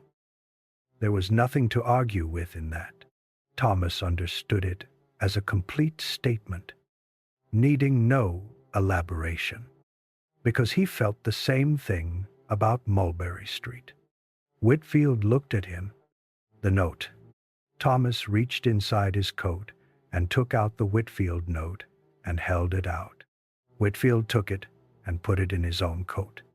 "If you are going north," Thomas said, "Mulberry Street is on the way." Whitfield looked at him. "My family is on Mulberry Street," Thomas said. "I just need to know they are there.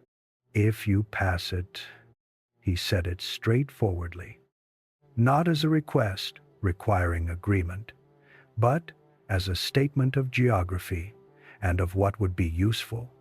Whitfield understood this. He nodded once, the nod of a man who had registered a thing and would or would not act on it, depending on what the morning brought. And then he and his clerk went to the door and out. Thomas watched them go, then went to the window and watched the street below, where Whitfield and his clerk appeared.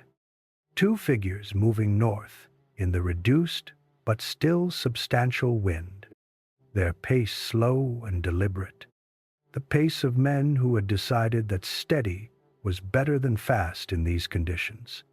He watched them until they turned a corner and were gone. He decided to wait another hour. At 8:45, the light changed. A degree of brightness appeared in the east-facing window. Not direct sunlight, nothing so definitive as that, but a lightening of the gray that had been the color of everything for the past 24 hours. A suggestion that somewhere above the cloud cover there was a sun, and that the cloud cover was, perhaps, beginning to separate. Thomas stood up. He put on his coat and buttoned it from the bottom up the way his mother had taught him. The old method that left no gap at the collar. He checked his inside pocket. The insurance telegram, damaged, soft, still there. He pressed his hand against it. He went to the door. Harker looked up. Going out. I need to get home, Thomas said. Harker nodded. The same nod Whitfield had given. The nod that said this was sufficient reason and required no discussion, because there was no one in the room who did not understand needing to get home. Mind yourself, Harker said. Thomas went out. The question that had been waiting since yesterday morning, since he stepped off the stoop into the storm, was about to have its answer. Not the question of whether he could get home. He was going to get home. The question was what he was going to find when he got there. What the storm had done to the people he had not been able to reach for 2 days. And to the door on the second floor below Petrov's apartment. The door behind which the footsteps had their source. The footsteps he had heard every night for 2 years, and whose name he did not know. He was about to find out. He went down the stairs and through the door and out into the cold and started walking north. The apartment on Mulberry Street had 4 rooms. Catherine Carey knew this the way she knew everything about the apartment, completely and in detail, because she had organized its 4 rooms against the pressures of a life conducted with limited resources, and had learned in that process every square foot of what it contained, and what it could hold and what it could not. The kitchen was the warmest room because the stove was in it. The front room was the coldest because the window was large and the wall on that side was thin, and the wind found both of these facts useful. The 2 back rooms were between these extremes. Manageable in ordinary winter cold, less manageable in cold that was not ordinary. She had known since the early morning that this was not ordinary cold. She had known it when she woke at 4 and heard the wind doing things to the building that the building was managing but not easily. She had known it when she went to the kitchen window at 5 and saw the snow coming sideways. She had known it, if she was honest, since Sunday evening when Petrov had stood at the kitchen table and turned his cup in his hands and said the rain was wrong. She had let Thomas go anyway. She thought about this on and off throughout the day. She had suggested the wool underlayer, and he had not taken it, which was Thomas. And she had not pushed harder, because pushing harder was not something that worked with Thomas the way it might have worked with a different kind of 19-year-old. He was the kind of boy who needed to decide for himself, and who decided well, usually, and who was going to be 20, and then 30, and then the kind of man who decided things, and she could not be at the kitchen table every time he decided something. She let him go. The morning passed in the management of what was in front of her. Coal was the primary question. She had the usual winter supply. Enough for the ordinary cold of March, which was not the cold of today. She did the arithmetic early, before 8 o'clock. In the specific way she did arithmetic when the answer mattered. Slowly and without rounding, counting what she had and measuring it against what she would need, and arriving at a number that was adequate if she was careful, and insufficient if she was not. She was always careful. She kept the kitchen stove burning at the minimum that kept the kitchen above dangerous. The front room she closed off entirely, taking that room out of the thermal equation. The 2 back rooms she managed by opening their doors to the kitchen and letting the heat do what it could reach. This was not warm. It was not supposed to be warm. It was supposed to be sufficient. And sufficiency was the standard she had been working to for 6 years. Since Thomas's father had died, and she had learned that sufficiency was its own kind of abundance, if you were precise about it. Brigid was at the table by 7 with her schoolbook. This was Brigid's response to situations she could not do anything about. She read. She had been a reader since she was old enough to hold a book, and had the quality that dedicated readers had, of being able to go somewhere else by reading in a way that was genuine and not merely performed, so that after 20 minutes with a book, she was actually gone from whatever room she was in, inaccessible in the pleasant way of someone inside a story rather than outside it. She had 3 books with her at the table. The knock came at 11. Mrs. Petrov, from 2 floors below, small and square in her black wool coat, stood at the door with her hands folded in front of her. She had been in New York for 11 years and spoke almost no English. She did not need English for what she was saying.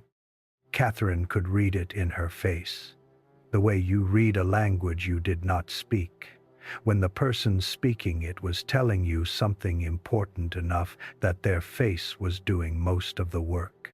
Petrov had left for the docks before first light. He had not come back. She did not know where he was. Catherine stepped back from the door and gestured for her to come in. Mrs. Petrov came in and stood in the kitchen and looked around with the quick evaluating look of a woman seeing another woman's kitchen, and then looked at Brigid at the table, and something in her face relaxed slightly. The way a face relaxed when it had found a point of reference in an unfamiliar place. Brigid looked up from her book and said hello and went back to her book. Catherine put water on and found the small amount of tea she kept for occasions. They sat at the table, she and Mrs. Petrov, with the tea between them, and the sound of the wind outside, and the sound of the stove managing its fire, and the sound of Brigid turning a page. There was nothing to say that either of them could say to the other, and they did not try to say it. They sat with the tea, which was hot, and with the not knowing, which was also hot in its way. A particular temperature of worry that Catherine had learned years ago could not be cooled by anything available in a kitchen. Mrs. Petrov turned her cup in her hands. It was the same thing Petrov did. Catherine noticed this and found it both sad and precise. The small, unconscious inheritances of long marriages, the gestures that moved between people who had been in the same room long enough. The afternoon deepened. By 2 o'clock, the light through the kitchen window had gone from the gray-white of the snow-covered morning to a darker gray that was the precursor to the early dark of a storm-covered evening. Catherine lit the lamp. Its light made the kitchen smaller and more definite. The warm circle of it, making the cold outside the circle more perceptible by contrast. She gave Brigid the heel of bread from the morning and ate nothing herself. Not from sacrifice, but from the practical calculation that Brigid was growing and needed it more, and there was enough for one of them. At 4 o'clock she went to the window and looked down at the street. What she saw was a street she had looked at every day for 6 years and did not recognize. The depth of the snow had covered the stoops of the buildings opposite, so that they were represented only as mounded shapes. The lampposts were reduced to their upper portions. The street itself was a continuous white surface, interrupted only where the wind had carved channels through the larger drifts. She looked at it for a while, then let the curtain fall, and went back to the stove, and checked the coal, and added the careful amount she had determined was the correct amount, and did not add more. Mrs. Petrov had not left. She was still at the table, the tea long finished, her hands in her lap. She looked at Catherine when Catherine came back to the kitchen. A look that asked nothing specific, but that needed something in return. Some acknowledgement that the situation was what it was, and that they were in it together. Catherine sat down across from her. She said, in the slow, deliberate way she used, when she was not certain of being understood, "He is not a foolish man." Mrs. Petrov looked at her. "Your husband," Catherine said. "He knows how to manage. He has been here 11 years. She did not know if Mrs. Petrov understood all of this. The woman's face did something small and deliberate. Not quite a smile. Something that indicated she had received what was offered and was placing it somewhere useful. They sat. Brigid closed her book at 6 and looked up with the expression of someone returning from a long way away. She looked at Mrs. Petrov, and then at her mother. "Is Thomas coming home tonight?" she asked. Catherine looked at the window.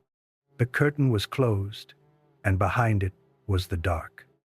The storm dark, that was darker than ordinary dark.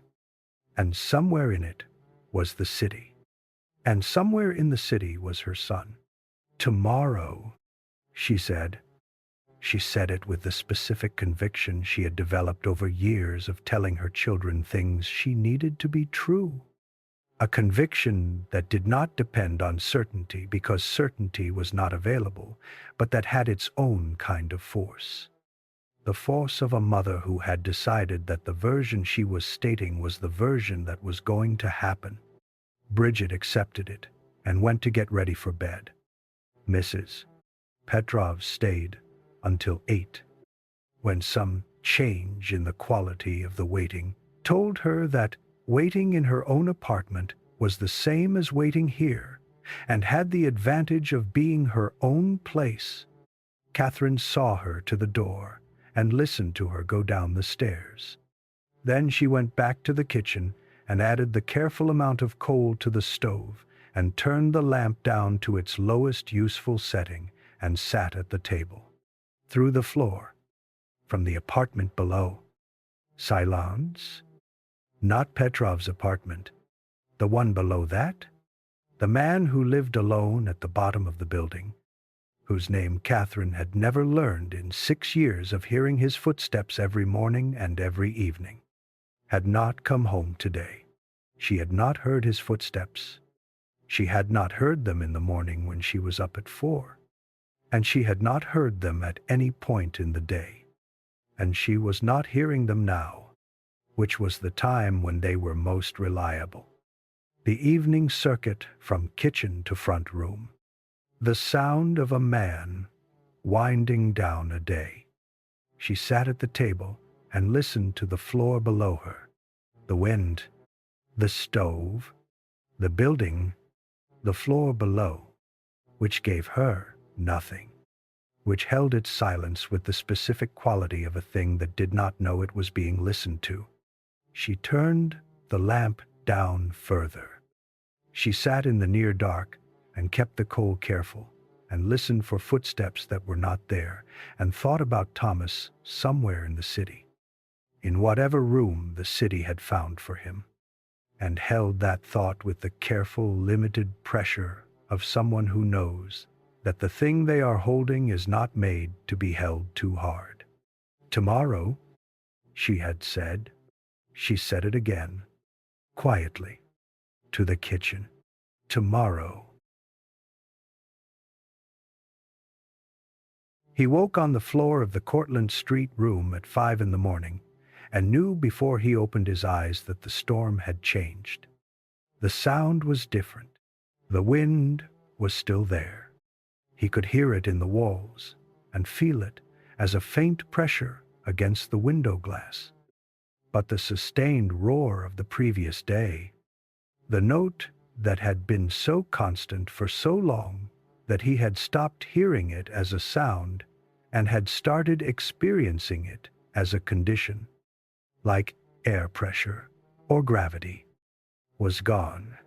What remained was wind in the ordinary sense, variable and directional, gusting and releasing. The wind of a bad day rather than the wind of something that did not have days at all. Only continuation. He opened his eyes. The room was dark except for the low red glow of the stove. In that light, he could see the shapes of the people around him, some asleep and some awake. The awake ones identifiable by the quality of their stillness, which was the stillness of people who had been still for too long and were still from exhaustion rather than sleep. He sat up. His back reported the night's accommodations with precision and without sympathy. He moved carefully, the way you moved after a night on a hard surface when you were not sure yet which parts of you were going to cooperate. His hands, he looked at them in the stove light. He flexed the fingers on the right hand first, slowly, one at a time, watching them move and feeling what the movement cost. The index and middle fingers of the right hand were stiff in a way that went past the ordinary stiffness of cold, a stiffness that lived in the joint rather than in the muscle. The skin on the back of his right hand, across the knuckles, had the tight feeling of something that had contracted and not fully returned. He flexed both hands together, working the fingers open and closed. The exercise Petrov had described to him once years ago, without particular occasion, and which he now had occasion for. The stiffness did not resolve, but loosened slightly. Enough that the fingers moved fully, if not freely. Across the room, against the far wall, a man Thomas had noticed the previous afternoon was sitting up and looking at his hands. The man's right hand in particular was not moving its fingers the way fingers were supposed to move. Thomas got up and crossed the room and sat down next to him. "Move them," Thomas said quietly. "Keep moving them." The man looked at him. He was 40 or so, with the indoor pallor of someone who did not work outside. "They do not hurt," he said, saying it the way people reported symptoms they hoped were minor and were not sure were minor. "That is the part you need to worry about," Thomas said. "When cold stops hurting, it has gone somewhere you do not want it to go. Move them, even if they do not want to move, especially if they do not want to move."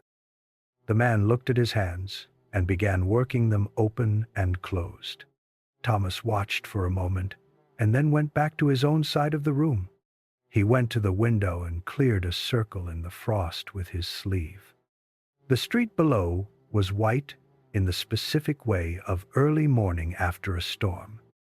a white that had a different quality than the white of the storm itself. Less aggressive, more settled, the white of a thing that was done rather than ongoing. The drifts were where they had been when he last looked.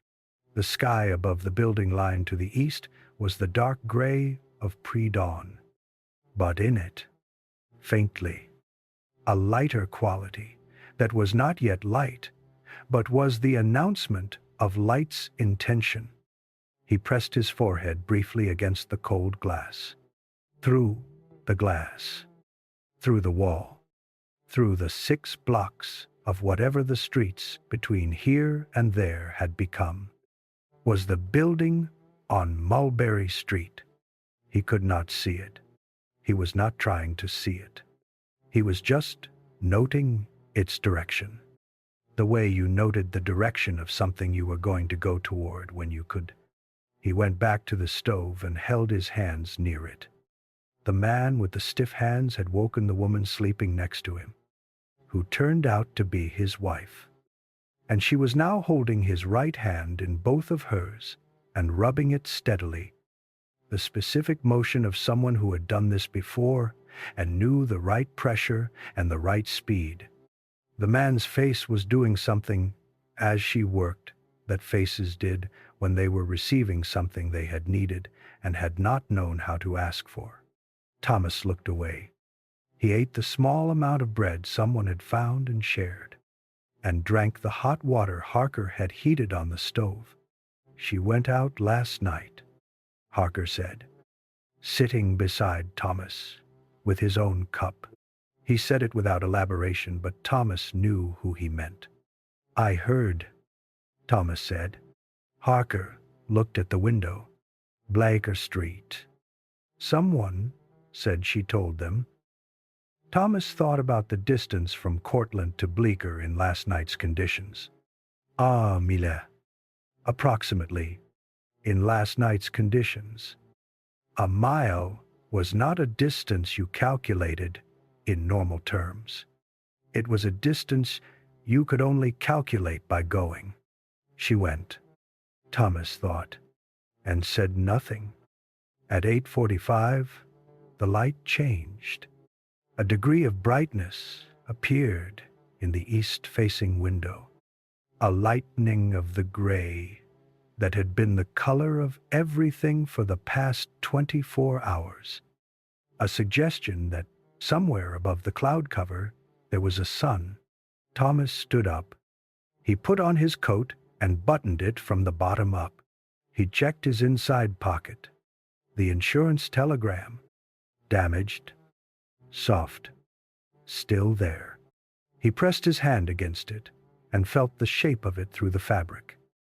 The envelope gone soft enough now that he could feel the outline of the paper inside. The paper that had set out that morning to carry something from one person to another and had ended up carrying nothing to no one. He went to the door. Harker looked up. "Going out?"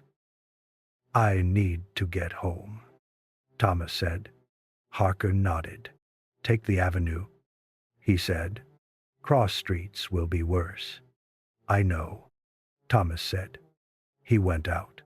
The stairwell was cold in the way of a space that had been holding cold for 24 hours and had organized itself around that temperature.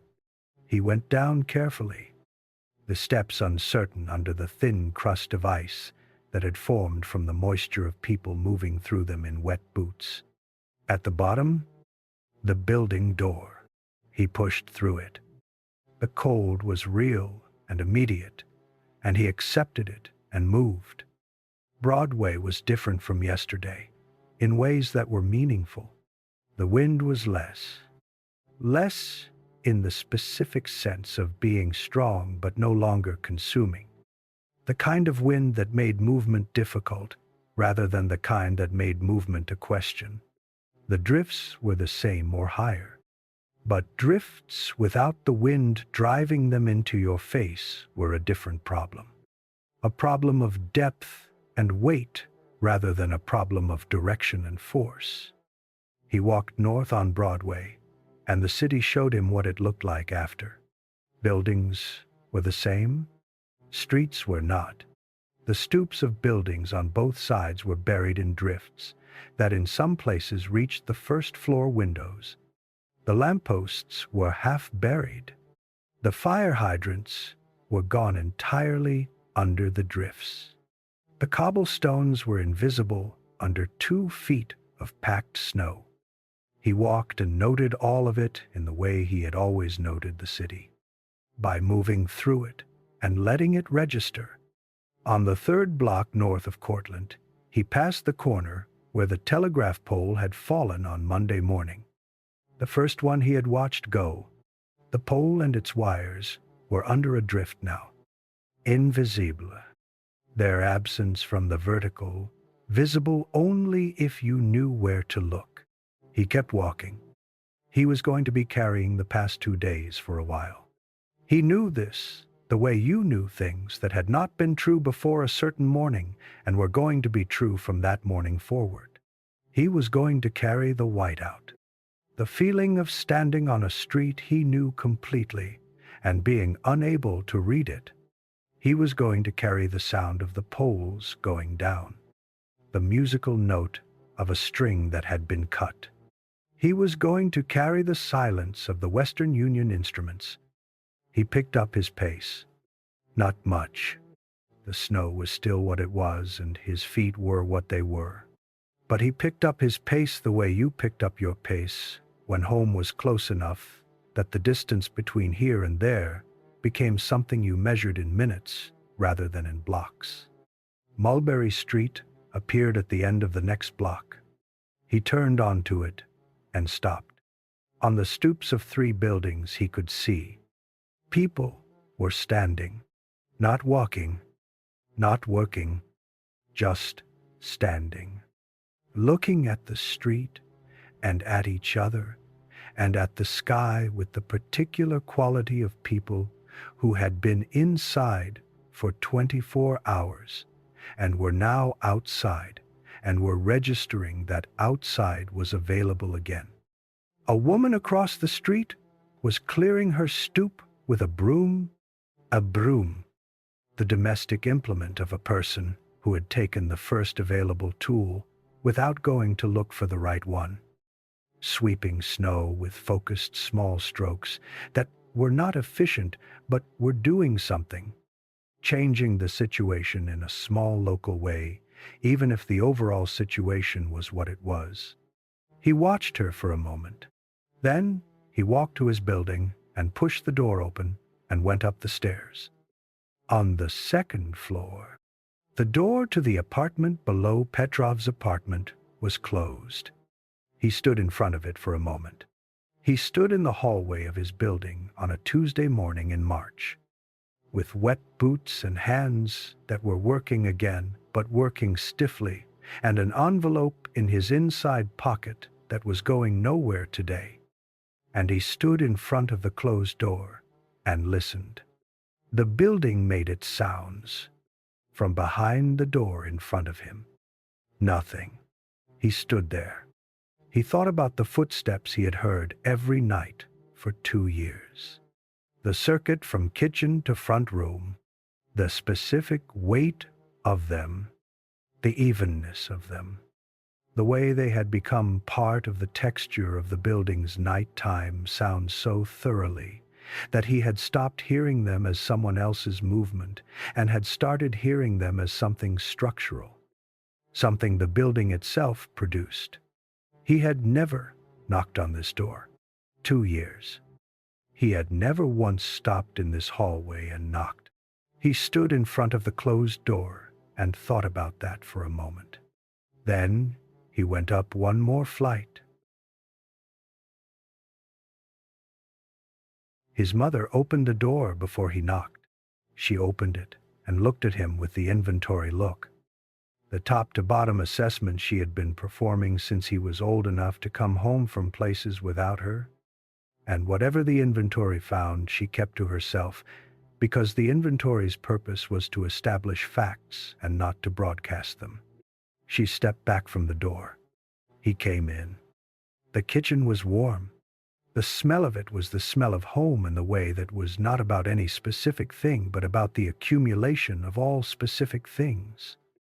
The coal and the bread and the specific variety of tea his mother bought from a woman on Grand Street, and the smell of the lamp she burned at the table when she was up late. He sat down in his chair.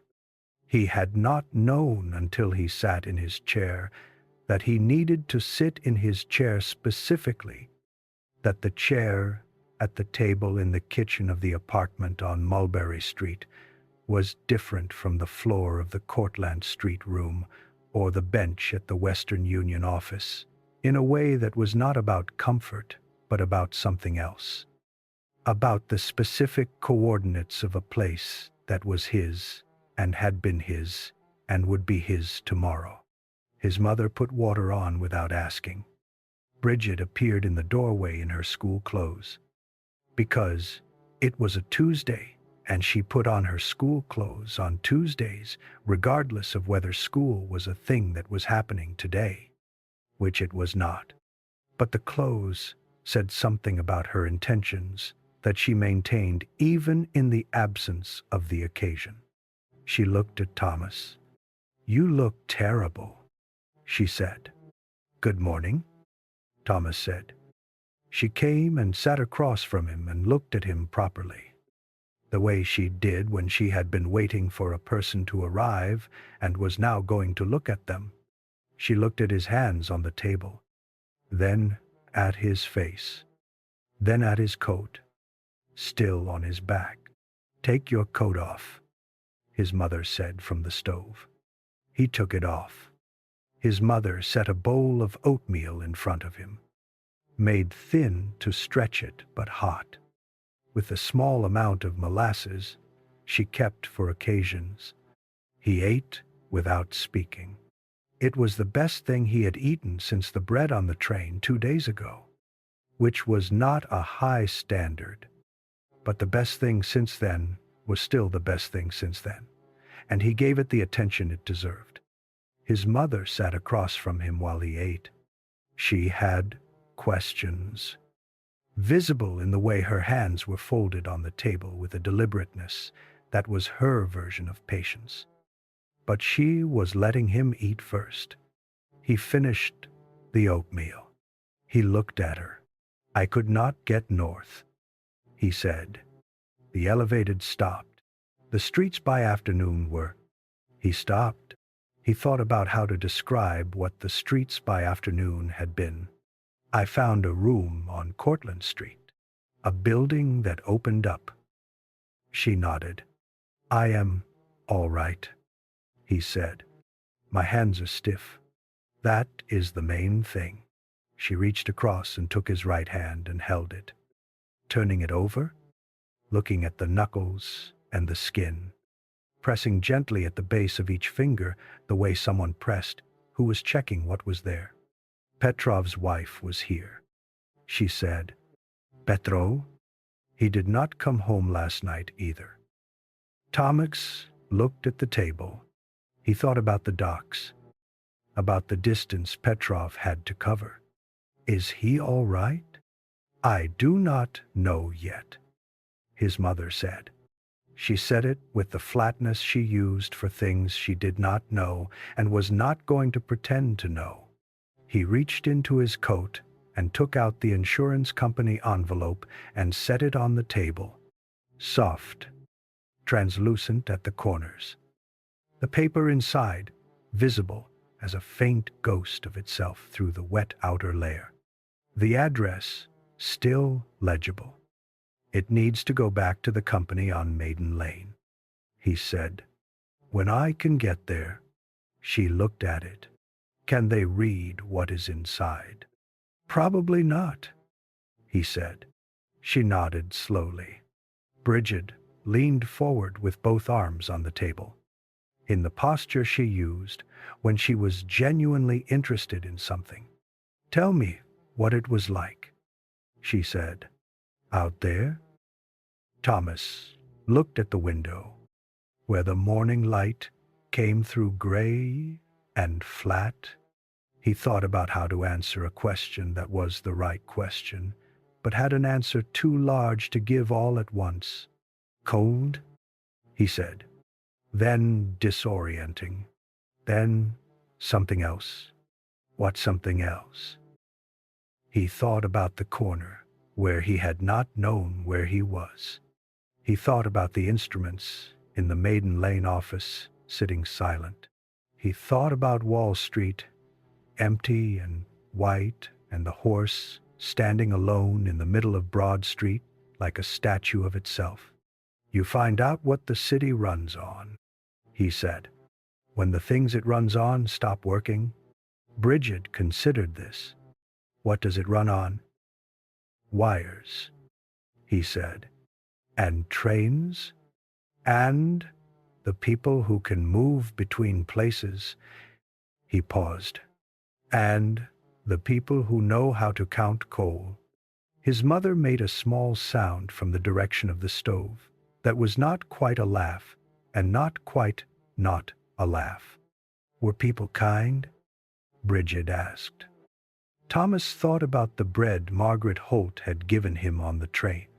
The barman who poured coffee without being asked, and without asking to be paid. The 6 men digging out the intersection. The one who held out his hand when the work was done. Yes, he said. Several people. He went out again at noon, not because he had to, because the street below the window, which he had gone to look at around 10, had shown him something that required him to be part of it. People were out, specific people. Neighbors he recognized from the stairs and the street, and the years of passing each other in the ordinary transactions of a shared building and a shared block. They were out with shovels and brooms, and in a few cases with their hands, working the snow away from their stoops and their sections of sidewalk. He watched from the window for a few minutes. Then he put his coat on. His mother watched him from the kitchen doorway. He kissed her on the cheek, which surprised her slightly, and which he did anyway, and went down the stairs. On the 2nd floor he passed the closed door again. He did not stop. Outside, the cold was still real, but it was the cold of a day that had weather, rather than the cold of a day that was weather. He could stand in it and look around, rather than tucking his head and driving forward. He went to the intersection at the end of the block. 8 people were working the drift there. Thomas found a shovel leaning against the corner building and took it to the leading edge of the work and started in. The work was the same rhythm he had found once before. The entry and the lift and the turn, and he settled into it and stayed in it. The people around him were working in their own rhythms, not synchronized, but compatible. The individual efforts fitting together into a collective result, the way individual efforts sometimes did, when the shared objective was clear enough. He worked for 40 minutes. At the end of it, the intersection was passable. A man he did not know held out his hand. Thomas looked at it and then shook it. The man nodded. Thomas nodded. They went their separate ways. Thomas kept going up the block. On the block, before he turned back toward home, he stopped. A shape in the drift at the base of the building on his left. Not the contour of snow. Something else? He knew what it was before he fully processed it.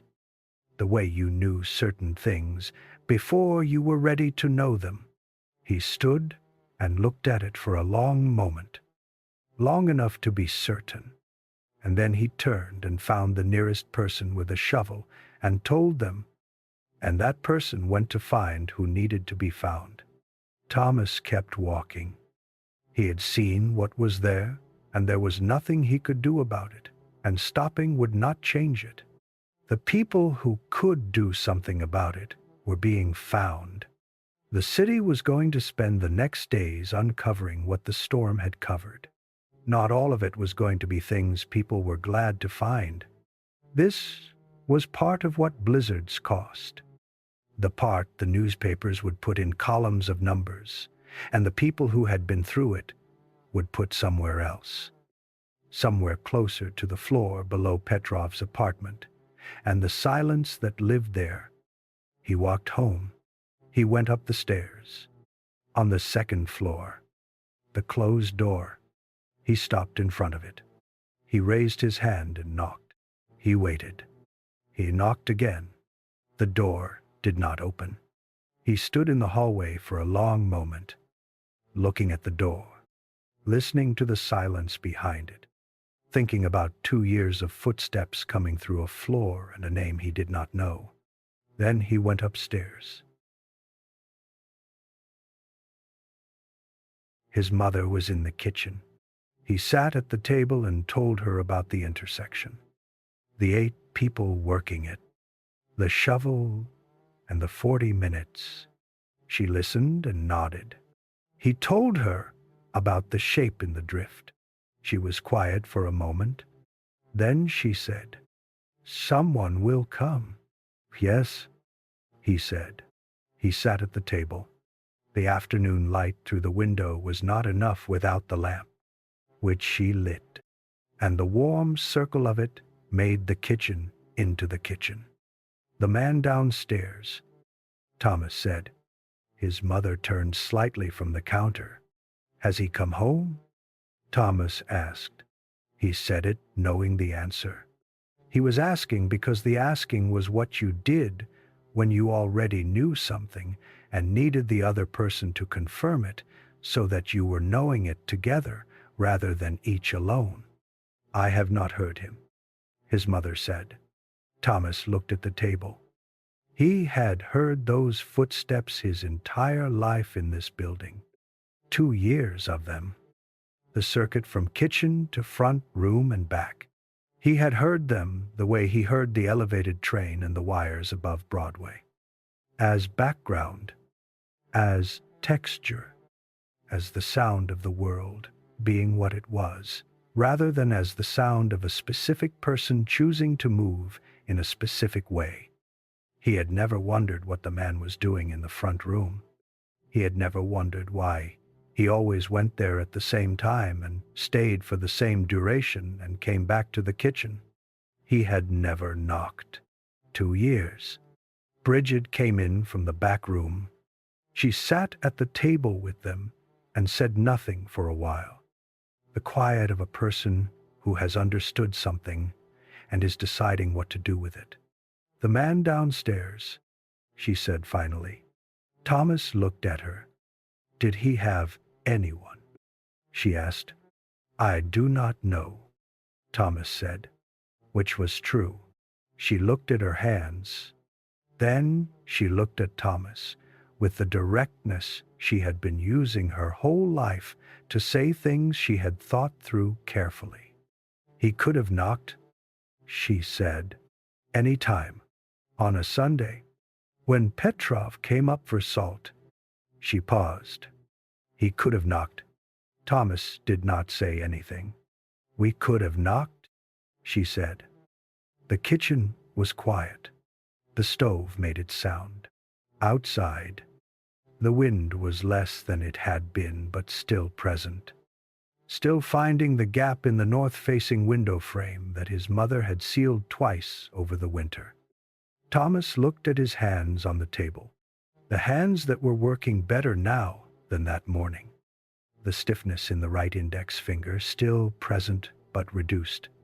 He looked at his hands and thought about the door on the second floor and the 2 years of footsteps and the name he did not have. "Yes," he said. "We could have." He said it without accusation, without the weight of a lesson being delivered. Because Brigid was not delivering a lesson, and he was not going to receive it as one. She was saying what was true. He was agreeing that it was true. Some truths did not require more than that. His mother said nothing from the direction of the counter. She had heard. She would hold it the way she held most things, carefully, and without making a production of the holding. News of Petrov came in the late afternoon, delivered by the neighbor from the third floor, who had heard from someone who had come from Canal Street. Petrov was in a warehouse on Canal Street, a building where a group of dock workers had sheltered when conditions at the waterfront became what they became. He was well. His left foot was giving him some discomfort from the cold, but he was walking and he was well. He would be home when the streets allowed. Thomas's mother went down to tell Mrs. Petrov. He heard them through the floor. Mrs. Petrov's sound, when she understood what was being said. A sound that had no English word and did not need one. The sound of a specific and located fear releasing itself. Thomas sat at the table and listened to it. He was thinking about what Brigid had said. He was thinking about it not as a conclusion about the past, which was fixed, but as a question about what came next, what you did after you understood something, whether understanding was enough or whether it required something further. He thought it required something, not a large something, just the specific small thing that was now available and had not been available before. When the building returned to itself, he was going to learn the names of the people in it who he did not know. Not all of them required a conversation. Some of them just required a name. He was going to start with the man downstairs. He did not know yet that there was no longer a man downstairs to start with. He would know it the next morning. He sat at the table in the quiet of Tuesday afternoon, with the stove and the lamp and the gray window and the sound of his mother's voice one floor below, and his sister's book closed on the table in front of her. And he did not know it yet. He held that not knowing for the rest of the day, without being aware of it, carrying the ordinary version of the world, the way you always did, until you did not. Tonight, Brigid cooked. She made what was in the kitchen, potatoes and some greens, and the bread from this morning, and she put it on the table without ceremony, and they ate. Afterward, Thomas went to the window and looked out at the street. The lampposts were on. The gas lamps that had burned on this street every evening for as long as Thomas had been on this block were on, their orange light falling on the snow that was still there and would be there for days yet. And the light made it look, from above, like something arranged with intention. It had not been arranged with intention, but there it was. In the morning the work would continue. The shovels would come out again. The drift at the intersection he had helped clear would need clearing again, where the overnight wind had partially filled it back in. The city would continue its slow recovery. Block by block, stoep by stoep, deur by deur.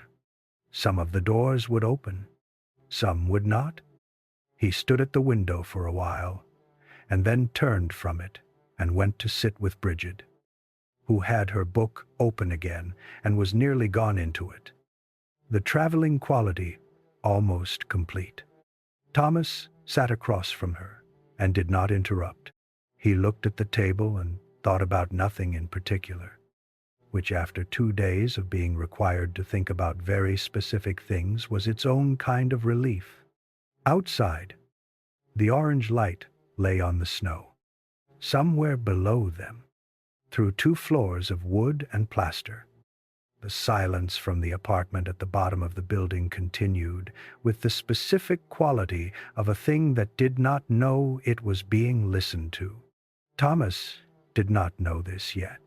He sat with his sister in the warm kitchen and did not know it. That was the last night he did not know it.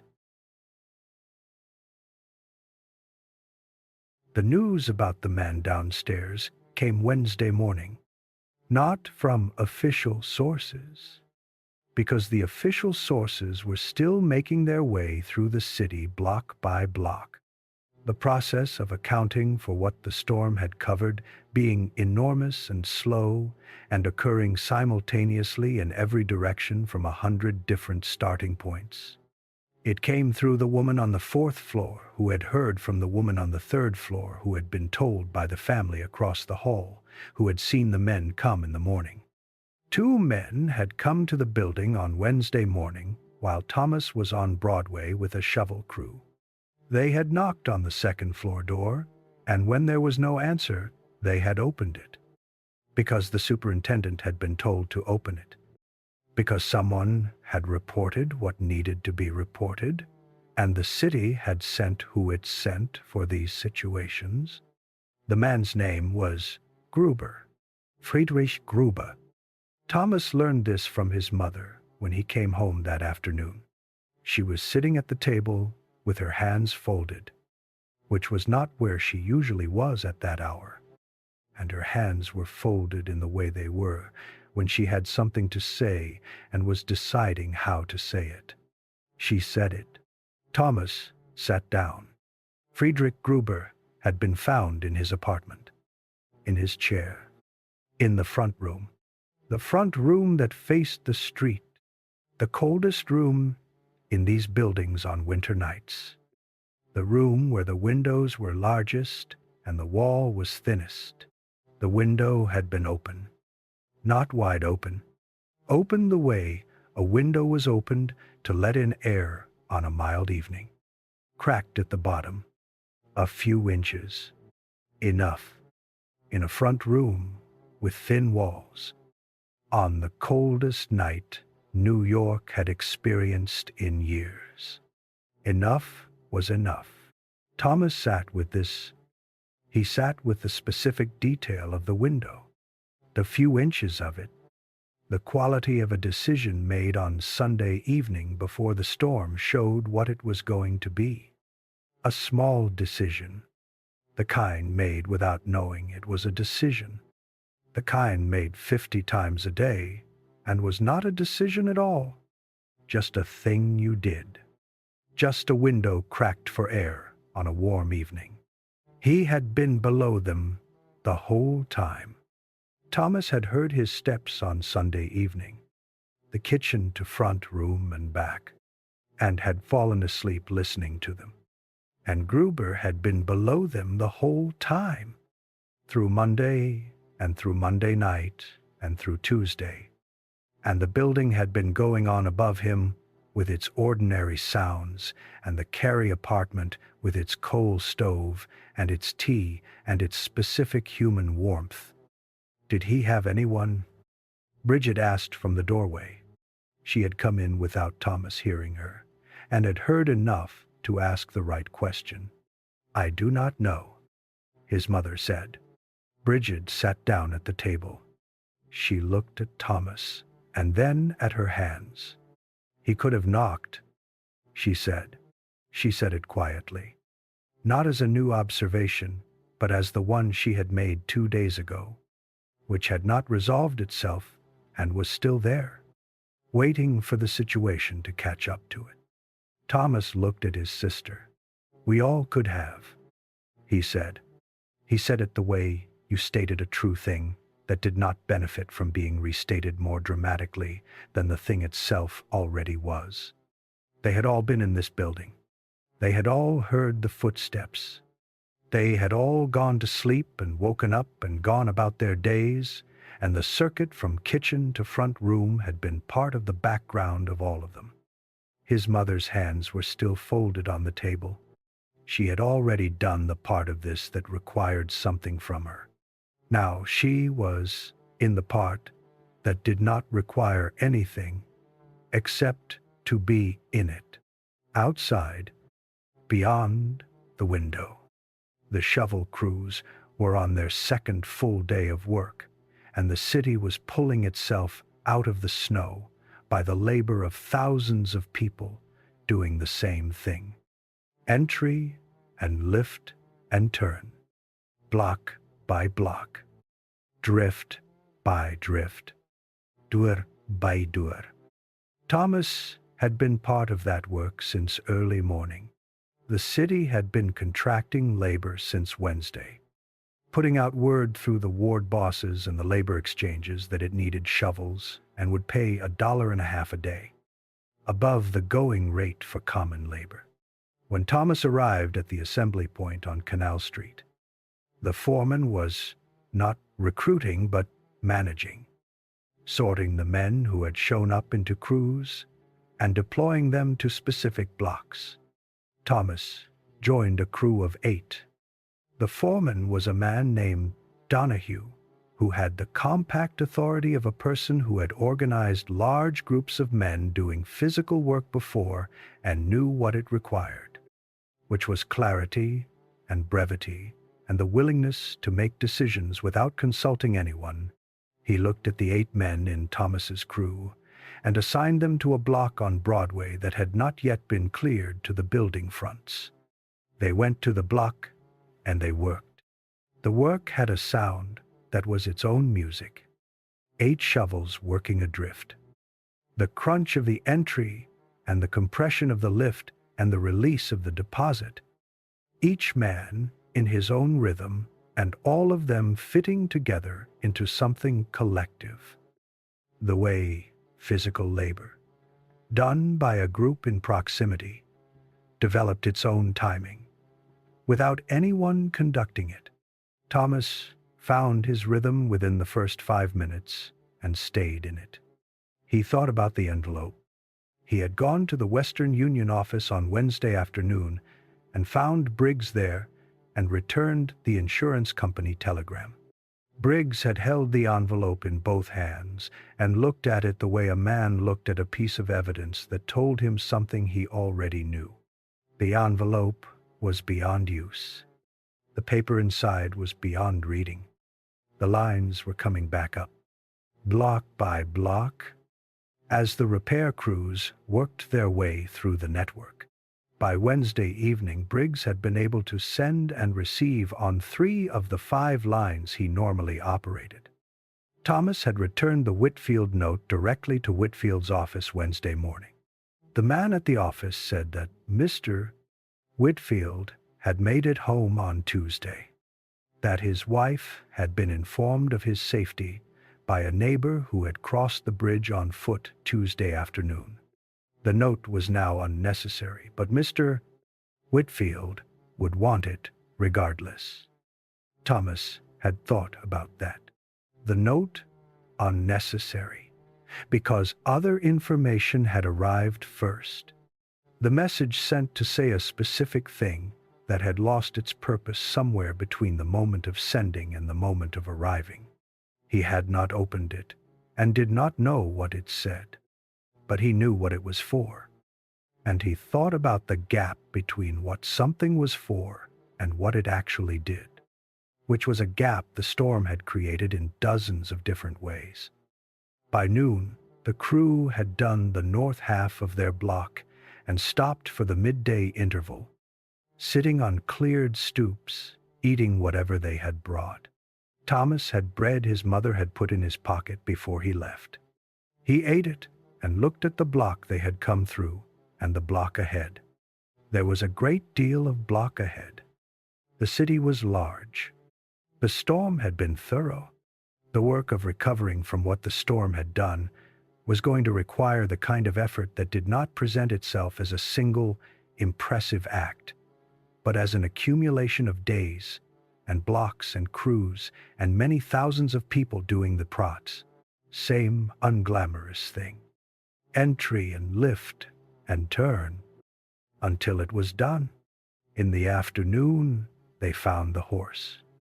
Not the horse Thomas had seen on Monday standing alone on Broad Street with its eyes closed. A different horse, found at an intersection under a drift that had accumulated against the corner building and extended partway into both streets. The shape of it was obvious once you knew what you were looking at. The long curve of a back under the snow, the 4 legs folded in the way of something that had gone down and stayed down. Donahue came and looked at it and made a note and sent a boy to the office with the location. The horses were a separate accounting, a separate problem the city would sort through in the coming days. Thomas's crew worked around the drift and kept going. At 4 o'clock, Donahue called the crew in. They had cleared the east side of their block, north to south, the full length of it, the stoops accessible and the doors reachable, and the sidewalk passable for foot traffic. Thomas received his $1.50 from the leather case Donahue carried and walked home. On Mulberry Street, Sullivan was outside his building looking at the street. "Petrov," Thomas said. As he passed, "He made it." Sullivan looked at him. "I heard. The Canal Street warehouse. His foot is giving him some trouble." Sullivan made a sound that was not quite a laugh, but was something in that neighborhood. "He will be all right. Dock workers are made of something different." Thomas went up to the apartment. His mother was at the stove. Brigid was at the table. The kitchen was warm and the lamp was on, and it was what it was. Which was home? Which was the kitchen on Mulberry Street, and the chair at the table that was his chair, and the bowl his mother put in front of him without being asked. He sat and ate, and let the tiredness be what it was, and did not try to be anything other than tired. He thought about Friedrich Gruber, not with the specific detail of someone he had known, because he had not known him, with the specific detail of the sound, the kitchen to front room and back, the circuit of a life conducted one floor below his life for 2 years and ended in the front room of a cold apartment on a winter night in March. He thought about Brigid's observation, which had not left him since she made it. He could have knocked any time. He thought, "I am going to find out his full name. The city directory, or the building records. Something. The man had lived in this building for 2 years, and had eaten his meals in the kitchen below their kitchen, and had sat in his front room in the evenings, and the least that was owed to that was a name. He finished his dinner. Outside, the Thursday evening light went to dark. The first full dark of a city that was mostly lit again. The gas lamps on Mulberry Street, doing what they did every evening. The light fell on the snow that was still there and would be there for days yet. He thought about Brigid's observation one more time. Then he set it down. Not set it down and walk away from it. Set it down and carry it forward, which was different. The kind of thing you carried because you had decided that carrying it was more useful than not carrying it. He went to the window and looked at the street for a while, and then turned from it and went to sit with Brigid. And the apartment did what apartments did in the evening, which was arrange itself around the people in it and let them be what they were. The snow began to melt on Friday. Not all at once. It melted the way things melted in New York in March. Gradually and inconsistently. The sun appearing in gaps between clouds for periods of 30 minutes and then disappearing again. The temperature rising above freezing in the afternoon and dropping back at night. The process of thaw advancing and retreating over several days in a negotiation between winter and the season coming to replace it. Thomas noticed it first in the gutters.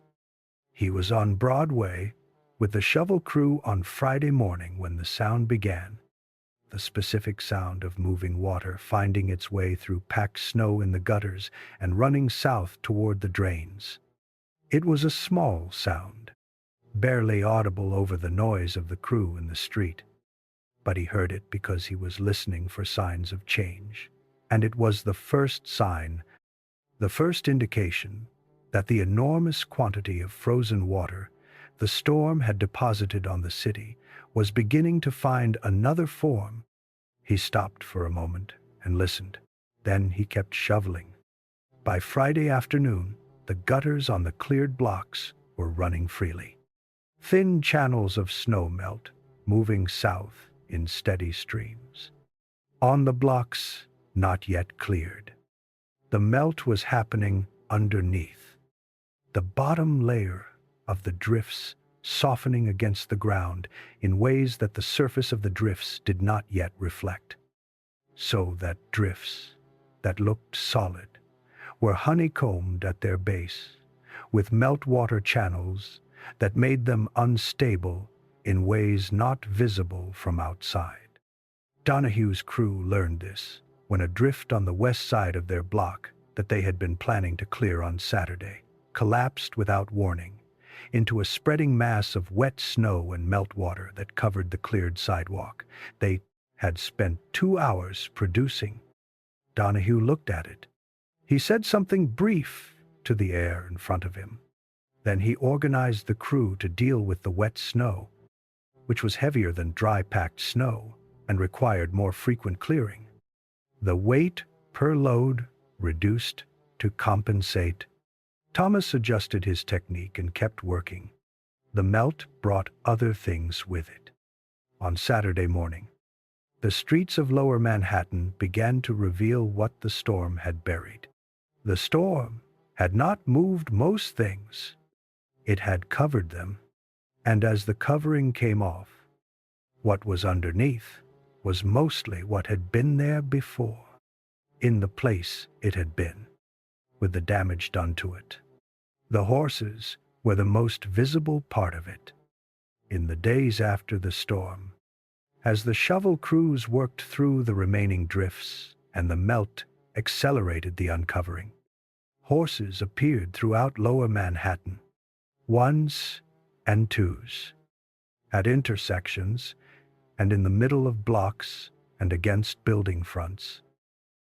Horses that had been caught in the storm and had not survived it, and that the snow had covered and the melt was now uncovering with the impartial thoroughness of a process that did not distinguish between what people wanted to find and what they did not. Thomas passed 2 of them on Friday and noted them and moved on. He had made his accounting of what the storm had cost the horses on Monday morning, when he had watched one stand alone in the middle of Broad Street with its eyes closed, and he did not need to revise that accounting now. Old Petrov came home on Friday. Not to the building exactly. Not yet. He came to the corner of Mulberry Street and Canal Street, as far as he could manage. And he stood there, and Thomas happened to be turning that corner on his way back from the crew's worksite and saw him standing. Petrov was wearing his usual coat and his usual hat and carrying nothing, which was different from how he usually came home from the docks. He was standing carefully, the way a man stood when one of his feet was giving him specific information he was incorporating into how he distributed his weight. Thomas walked to him. They stood together at the corner and looked at each other. "The warehouse on Canal," Petrov said. "South Street first, then Canal. 2 nights. We heard." Thomas said, "Your wife was with my mother." Something in Petrov's face moved. Not dramatically. The smaller way of a man who has been holding something specific for 2 days and has just been given permission to set it down. The change was in the area around his eyes. A slight releasing of something that had been held there. "She is well," he said. "She is well?" Petrov nodded slowly. He looked at the building. Their building. The brown brick of it, and the windows, and the stoop. He looked at it the way you looked at something you had been uncertain of seeing again, with the specific attention of a person who was checking that it was still there, and finding that it was. "Your foot?" Thomas said. Petrov looked down at his left foot. From the cold? Not bad. I have had worse cold than this one. In Ukraine. He said it simply. Not as a boast, but as a fact. Go up, Thomas said. Petrov went. Thomas watched him climb the stoop, the careful elevation of the left foot at each step, and disappear through the door. Then he walked to the building and went up the stairs himself. On the second floor, the closed door, he stopped in front of it and stood in the hallway and thought one more time about Friedrich Gruber, about the circuit from kitchen to front room, about the weight of those footsteps and the evenness of them and the years they had come through the floor. He thought about a man who had arranged his evenings with the precision of someone who had spent a working life attending to precision, who had gone to the front room every night at the same time and come back to the kitchen, and who had done this in a building full of people who heard it and did not know his name. He would find the name in the city directory on a Saturday in April, sitting in the public reading room on Chambers Street, with the directory open to the listing for their building. Gruber, Friedrich, occupation watchmaker. Retired? He would sit with that entry for a few minutes. A watchmaker would have that kind of precision. The circuit from kitchen to front room would have a logic to it. A man who spent his working life attending to the mechanisms that kept other people's time would bring that exactness to his evenings. The same time, the same duration, the same return. Thomas had heard exactness through the floor for 2 years and had not known what he was hearing. He would say the name out loud once, quietly, in the empty reading room, not as a ritual or a performance, but because it was a name, and names were what you had when you had nothing else. And saying a name was the smallest possible thing you could do for a person, and also, sometimes, the only thing still available. Friedrich Gruber. He would say it once. Then he would close the directory and return it to its shelf and walk out into the April street. But that was weeks away. Right now, he stood in the hallway in front of the closed door, and then went upstairs. The papers came back during this week. The New York Tribune and the Times and the other major papers returned to full production by Thursday. And by Friday, the city was reading what the storm looked like from outside. The statistics and the accounts and the assembling of a narrative that the people who had been in it were only beginning to assemble for themselves. Thomas bought a Tribune on Friday evening from the boy on Canal Street. 200 people in New York City, more than 400 across the region, tens of thousands of passengers stranded on the elevated railroad, more than 1,000 telegraph poles down across the city. The financial losses from 2 days of closed markets being estimated at figures Thomas had no framework for evaluating. He stood on the corner and read this. He read it with the particular quality of attention a person brought to an account of something they had been inside. The checking of the account against the experience. The verification that what the paper described was what had happened. He found that the paper was accurate in its facts as far as he could verify them, and that the facts were not the same as the experience, which was not the paper's fault. Facts described the dimensions of the storm. The experience of the storm was what happened inside the dimensions. He folded the paper and kept walking. On Saturday he read more. The Tribune had assembled accounts about what the storm had made visible, and several pieces discussed the telegraph poles and wires. The storm had brought down more than 1,000 of them across the city in 2 days, had severed connections that had taken years to build, had demonstrated with comprehensive specificity What happened to a communication network built on infrastructure exposed to weather? The argument for putting the wires underground, which had been made before the storm and had not carried sufficient weight to become policy, was being made again with the authority of recent evidence. A city engineer had calculated the cost of underground placement against the cost of storm damage and found the calculation was not close. A businessman on Lower Broadway said his inability to send or receive telegrams during the 2 days had cost him a contract worth more than he cared to specify. Near the back of the paper, a short item about the future of the elevated railroad. A spokesman for one of the transit companies had made a statement after the storm acknowledging that the events of the previous week had raised legitimate questions about the system's reliability in extreme weather. The company was aware of proposals for underground transit and was not dismissing them. Not dismissing the proposals. Thomas read that phrase twice. He put the paper down and looked out the window at the wires above the street. Still there, new wire bright against the older wire, in places where the repair crews had replaced what the storm had taken down. Back in their configuration, back doing their work, back being invisible in the way they had always been invisible to everyone who moved under them every day. He thought, they are going to put them underground. Not soon. The arguments would take years. The decision would take years. The building would take years.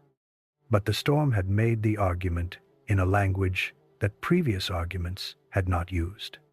The language of 2 days of silence in a city that ran on communication.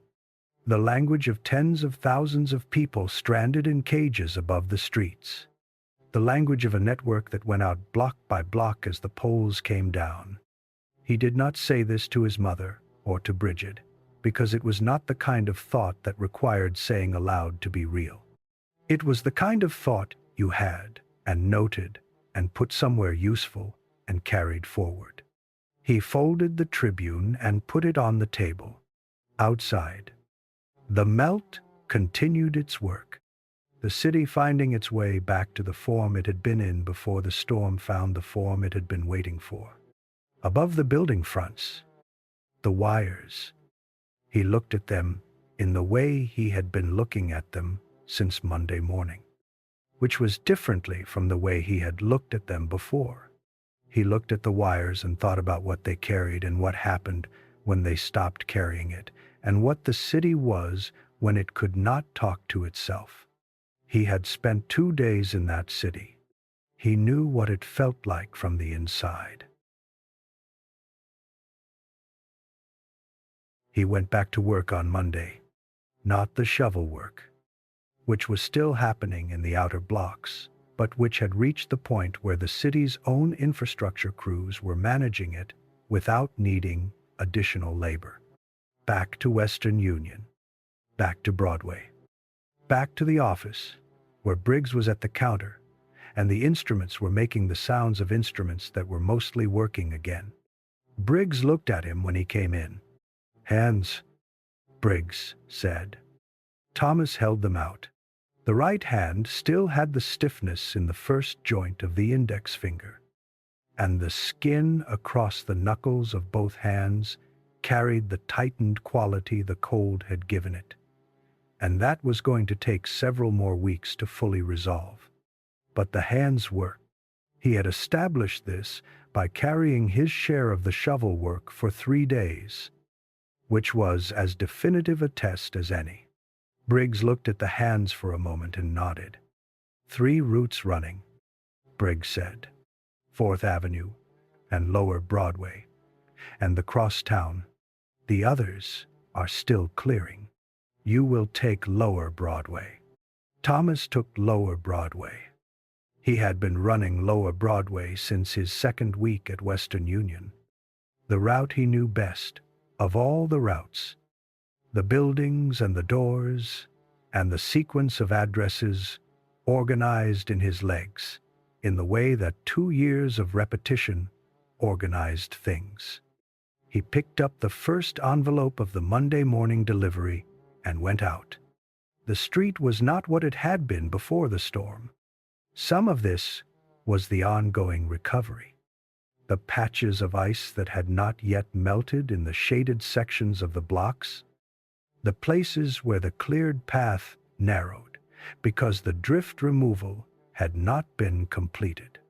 But some of it was something else, something in how he read the street, the quality of attention he brought to it, which was different from the quality of attention he had brought before Monday the 12th. He noticed the wires. He had been noticing the wires since Monday morning of the previous week, since he had watched the first pole go down with the slow, committed arc of something having made a decision, and the noticing had not stopped in the days since, had not returned to the pre-storm state of not noticing he had maintained for 2 years. He walked under the wires on Lower Broadway on Monday morning, and he looked up at them and noticed them. The way they were strung between the buildings, the weight of them on the poles, the way the poles were planted in the frozen ground at the edge of the sidewalk and held everything above them by the combination of their depth and their material and the tension in the wires themselves. He thought about what the Tribune engineer had written about the cost of all of this. He made his first delivery of the morning. The insurance company on Maiden Lane. A different envelope from a different sender to a different address. The ordinary commerce of a Monday morning resuming its ordinary form. The woman at the front desk signed for it and said something pleasant about the weather improving, and Thomas agreed and went back out. On Broadway, he passed a work crew restringing a section of wire between 2 poles on the block south of Fulton. He stopped for a moment and watched them. 2 men on the poles, one on each side of the gap, working with the expertise of men who did this specific thing and had done it many times. The wire between them was new, still bright, running straight between the 2 poles at the height it was supposed to run. He watched them work. He thought about the Tuesday morning of the storm, the wire he had stepped over, the bright wire lying in the snow of the street, like something that had been cut loose from where it was supposed to be. The same wire, now put back. The same poles, repaired and replanted. The same configuration, reestablished.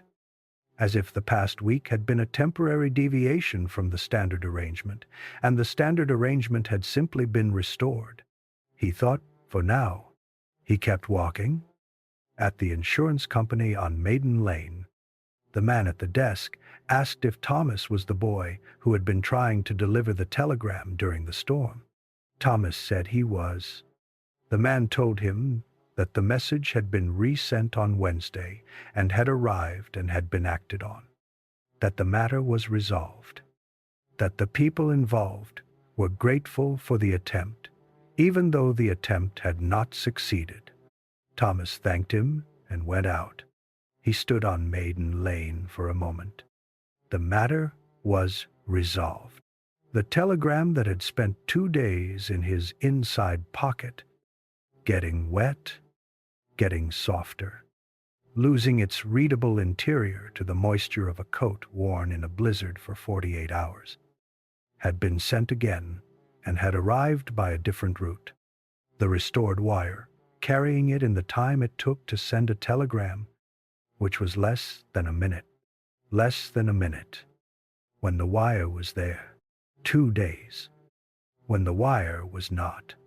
He thought about this as he walked back to Broadway. Not as a lesson or a conclusion, but as a fact. A specific piece of information about the city and how it worked, and what it needed in order to work.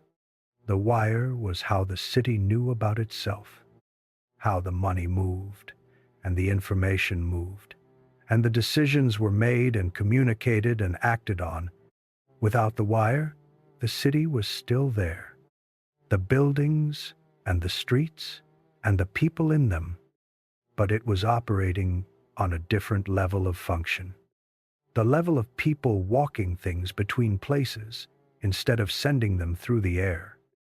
Walking things between places was what Thomas did. He had been the city's backup system for 2 days. The human substitute for the electrical network, managing a delivery rate that the network achieved in minutes. That was the honest rate. The rate at which a 19-year-old with good legs and 2 years of knowledge of the streets could substitute for a wire in a blizzard. He came around the corner onto Broadway and walked north. Summer came to the block on Mulberry Street the way it always came. Gradually and then completely. The cold of March becoming the cool of April, becoming the warmth of May, and then the full heat of June. The city cycling through its seasons with the indifference to recent events that was one of its consistent qualities. The storm became a thing that had happened and was known to have happened and that people talked about in the past tense, with the combination of pride and rueful acknowledgement that New Yorkers used to talk about things the city had survived, which was everything, which was what the city did. Thomas ran his routes. He ran Lower Broadway and the crosstown routes and occasionally the uptown routes when Briggs needed coverage. And the city moved through him in the way it had always moved through him. The envelopes and the addresses and the doors and the signatures and the streets, the ordinary commerce of a city that ran on the movement of information and used Thomas and the people like him for the last mile of it. He got to know the names. Not all of them, and not all at once. He worked up to it over several weeks, starting with the building on Mulberry Street, where he had lived for 6 years, and where he had passed people on the stairs for 2 years, without knowing who they were beyond the pattern of their movement. He introduced himself to Mrs. Kaminsky on the 4th floor. 9 years in the building. He introduced himself to Patrick and Anna Riley on the 1st floor. 6 months in the building. A baby Thomas had heard crying at night and had not known belonged to specific people with specific names. He learned the name of the man who sold newspapers on Canal Street. Joseph. 11 years on that corner. He found Friedrich Gruber's name in the city directory on a Saturday in April. He went to the public reading room on Chambers Street and asked for the directory and sat at a table with it open to the listing for their building. Gruber. Friedrich. Occupation, watchmaker. Retired. He sat with that entry for a few minutes. A watchmaker would have that kind of precision.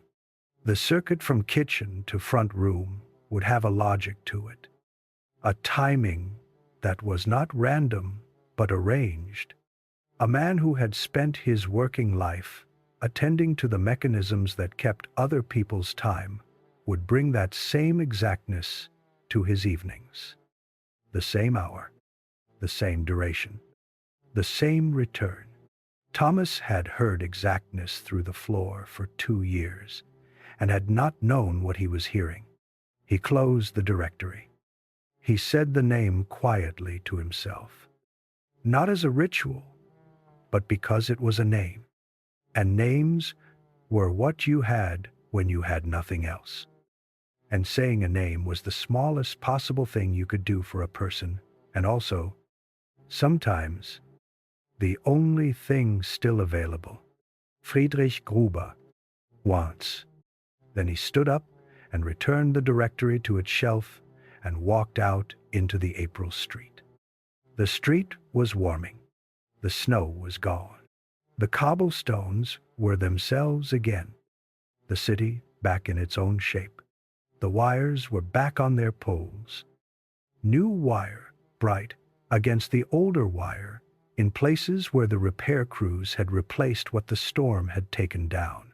He looked up at them as he walked. He had been looking up at them differently since the storm, with the attention of someone who knows something about a thing that they did not know before. He looked at the wires and thought about what they carried and what happened when they stopped carrying it. He had spent 2 days in that city. He started walking north, back toward Mulberry Street, back toward the building, where the second-floor apartment was still empty, and would eventually be occupied again by someone whose footsteps would come through the floor and would become, eventually, part of the background of the building, the way Friedrich Gruber's footsteps had been part of the background. He walked and thought about the name, Friedrich Gruber, watchmaker, retired, the man who had been below them the whole time. He read in the Tribune in the summer of 1888 that the city council had received a proposal requiring the burial of all telegraph and telephone wires within the boundaries of Lower Manhattan. He read it standing at his usual corner after work, in the long evening light of a Tuesday in June, the street warm around him, the wires above him doing what they had always done, carrying the city's information back and forth between all the places the city needed its information to go. He read the article twice. The proposal cited the events of March as the primary motivation for its introduction. The systematic failure of the overhead wire network during the storm and the commercial and communication losses that resulted. The proposal's sponsor had been quoted saying that the storm had provided what years of engineering argument had not, which was an experience shared by enough people in enough parts of the city to create the political will for a change that had always been technically feasible and economically justifiable, but had not previously been urgently felt. Thomas folded the paper and put it in his coat pocket. He stood on the corner for a moment and looked up at the wires. The evening light hit them at an angle that made them look different from how they looked in the flat light of midday, gave them a particular quality, the individual strands visible rather than merging into the general web, each one distinct, each one carrying whatever it was carrying at this hour, on a Tuesday evening in June of 1888. 3 months after the storm, he stood there and looked at them for a while. Then he turned and walked home. The argument about the wires would take years to become a decision, and the decision would take years to become something built. That was how things worked in New York, where everything that involved changing something that already existed required the consent of parties who had conflicting interests in the change, and the patience of a process that moved at the pace of civic governance, which was not fast. But the argument was being made, and the storm had made it in the language that arguments were ultimately made in, not the language of theory or engineering or economics, but the language of experience, the language of what it felt like to be in a city that had stopped, to reach for the wire and find it gone, to watch the elevated train become a cage above an impassable street. Thomas had spent 2 days in that city. He knew what it felt like from the inside. On Mulberry Street, a new family had moved into the second-floor apartment. A couple with a young child, the child audible through the floor, in the early evenings, in the way that children were audible through floors. Thomas had not yet spoken to them. He had seen the woman on the stairs twice, and they had exchanged the nod of building residents who had not yet arranged an introduction. He was going to arrange it. He had decided this, and had not yet done it, and would do it. He went upstairs. His mother was at the stove. Brigid was at the table with a book. The kitchen was the kitchen. warm and particular, the lamp on, because the evening light through the window was not quite enough. He sat in his chair, outside, on Broadway, and on the cross streets, and on the avenues. The wires ran between their poles as they had always run, carrying what they carried, visible to anyone who looked up. Not many people looked up. He did. He sat in his chair at the kitchen table on Mulberry Street in the summer of 1888. 3 months after the storm that had taken the wires down, and 2 months after the repair crews had put them back up. And he thought about the city going on, above and below the level of what most people noticed. The wires above, and the water mains below, and the gas pipes, and the sewers, and all the other things that the city ran on that were there, whether or not you knew they were there, present and working, and never acknowledged until they stopped. He had watched them stop. He had been in the city when they stopped. He knew something now that he had not known before Monday, March 12th, 1888, which was what the city looked like from the inside when the things it ran on stopped running. He was not going to forget that. The stove made its sound. Brigid turned a page. His mother moved between the counter and the stove with the specific economy of motion of a woman who had been managing a small kitchen for a long time. Thomas sat in his chair and looked out the window at the wires in the evening light and thought about the city going on around him, the machine of it continuing its operation, the gears turning and the belts moving, and the output coming out the other end with the confidence of something that had never stopped believing in its own operation. Except once, for 2 days. In March, he sat and let the evening be the evening, and let the wires be the wires, and let the city be the city, which was what it had always been, which was everything, all at once, the above and the below, the visible and the invisible, all of it running together in the June night, all of it still going. Petrov knocked at 8, the way he did on certain evenings, ostensibly for salt, which nobody believed, but which served as the excuse it had always served. He sat at the corner of the table and turned his cup in his hands and talked about the neighborhood. And Thomas sat across from him and listened. And Brigid sat with her book and occasionally looked up. And Catherine Carey moved between the counter and the stove with her particular economy. And the building made its sounds around them, the settled, inhabited sounds of a place where people were. From below, from the first floor now, the faint sounds of the Riley baby, Patrick and Anna's child, making the sounds that babies made in the evenings. Thomas listened to it.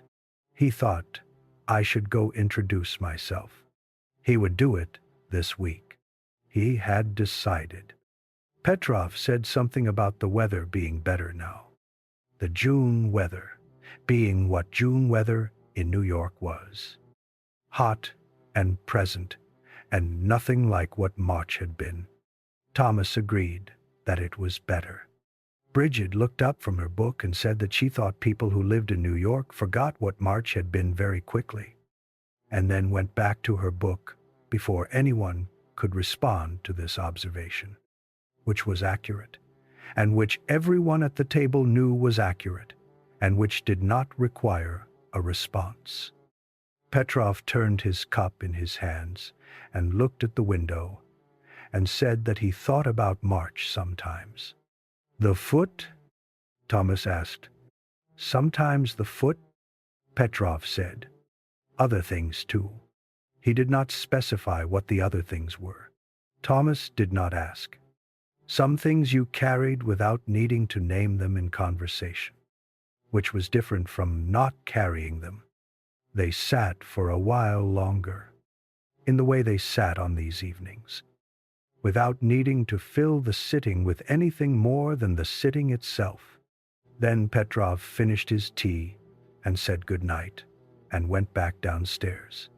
Thomas heard his footsteps on the stairs, heavy and even, and then, through the floor, the sound of his door. And then below that, from the first floor, the Riley baby settling into whatever babies settled into in the late evening. The building made its sounds. The building was inhabited. That was what the building did.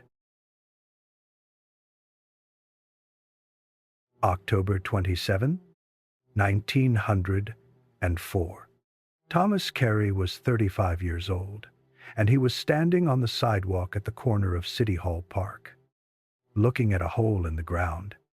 Not a dramatic hole, a modest opening in the sidewalk, framed in ironwork, painted green, with a staircase visible going down into it, and above the staircase, a sign that said City Hall Station in clean letters on a dark background. People were going in. Not a crowd exactly, but a steady stream. The particular New York stream of people moving with purpose toward a thing they had decided to do. The same stream that moved along every sidewalk in this city at every hour and that Thomas had been part of for 20 years. First as a boy with an envelope in his inside pocket, and then as a young man, and now as a man who was 35 and who had a wife and 2 children, a boy of 8 and a girl of 5, both of them at school today, both of them living in a world that contained, as a simple fact, something their father was about to experience for the first time. He had read about it for years. The Tribune had been covering it since the groundbreaking in 1900. The long process of digging the tunnel beneath the streets of Manhattan and laying the track and building the stations and doing all the other things that a project of this scale required to become a project of this scale, rather than remaining a proposal in a newspaper article about proposals. He had followed it with the specific interest of someone who had a reason to follow it, a reason that was personal and not transferable, a reason that lived in the winter of 1888 and in 2 days of moving through a city that had lost the use of itself, and in the memory of standing on Lower Broadway on the morning of Tuesday, March 13th, looking at an empty street where the financial machinery of the country was supposed to be running, and finding silence and snow. He had watched the construction from the street. He had watched them tear up Broadway in 1900. The massive excavation that had closed blocks of the city's main commercial avenue to traffic for weeks. The controlled destruction of the surface in order to build the thing below it. He had watched the ironwork going in, the supports and the tunnel forms, the careful engineering of the underground space that was going to carry trains beneath a city that had been carrying trains above itself for 30 years, and that had learned, in the winter of '88, what happened when the thing that carried the trains was exposed to the thing that the trains were supposed to be protecting people from. He was not an engineer. He had not become an engineer. He had left Western Union in 1893 and had gone to work for a printing company on Park Row that produced commercial correspondence in volume. The bills and the invoices and the formal business letters that the commercial life of the city required in enormous quantities. It was work that suited what he had learned in 5 years of running messages, which was how information moved through the city and what it needed in order to move reliably, and what happened when the conditions for reliable movement were not met. He had been at the printing company for 11 years. He had not thought about the blizzard every day. The storm had receded from the foreground of his awareness into the background, the way extreme events receded when enough time and ordinary life accumulated on top of them. He thought about it sometimes, in specific situations, when something reminded him of something from those 2 days. The sound of a telegraph instrument going quiet still produced a particular quality of attention in him. A stillness that was not quite alarm, but was not quite ordinary either. The sight of overhead wires in a strong wind still made him look at them with the specific focus he had developed on Monday the 12th. Evaluating the tension and the load and the angle of the poles, these were small residual attentions, the minor calibrations that experience left in a person without asking permission. He thought about the blizzard sometimes. He was thinking about it now, standing in front of the City Hall station entrance on the morning of October 27th, 1904, because it was impossible to stand here and not think about it. The specific connection between this hole in the ground and that morning 16 years ago being too direct and too well established in his own understanding to ignore. He went in. The staircase was clean stone, recently built, with iron railings on both sides and adequate lighting from fixtures set into the ceiling of the stairwell. The air changed as he descended, the outdoor air of a cool October morning giving way to something different. Underground air, the temperature of a space insulated from the extremes of the surface by the mass of the city above it. He reached the platform. It was beautiful in a way he had not expected. He had seen drawings in the papers, architectural renderings of what the stations were supposed to look like, and the drawings had been accurate in their dimensions, but had not captured what the space felt like to stand in. The vaulted ceiling of the City Hall station arching above him in the particular graceful curve of a well-made tunnel. The tile work on the ceiling, catching the light from the chandeliers and giving it back in a warm glow that was not the light of outside, not the light of an office, but the specific light of a space that had been designed to be a particular kind of place and had achieved it. He stood on the platform and looked at all of it.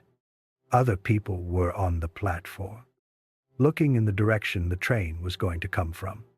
Thomas looked in the direction the train was going to come from, too.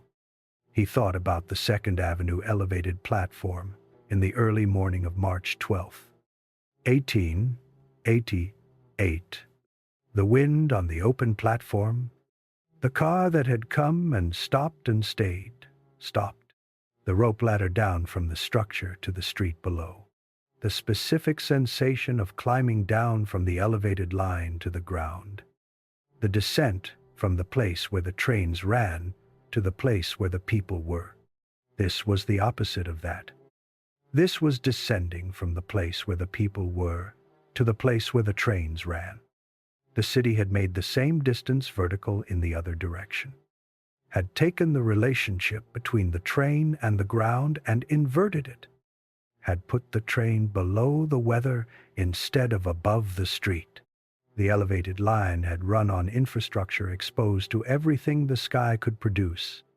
The subway ran in infrastructure the sky could not reach, that the wind could not enter, that the snow could not fill. The train came. He heard it before he saw it. The sound of it in the tunnel, a sound different from the elevated lines, sound in the way that enclosed sounds were different from open ones, contained and directed, the sound moving toward him through the tunnel rather than spreading out into the air. The light appeared around the curve of the track.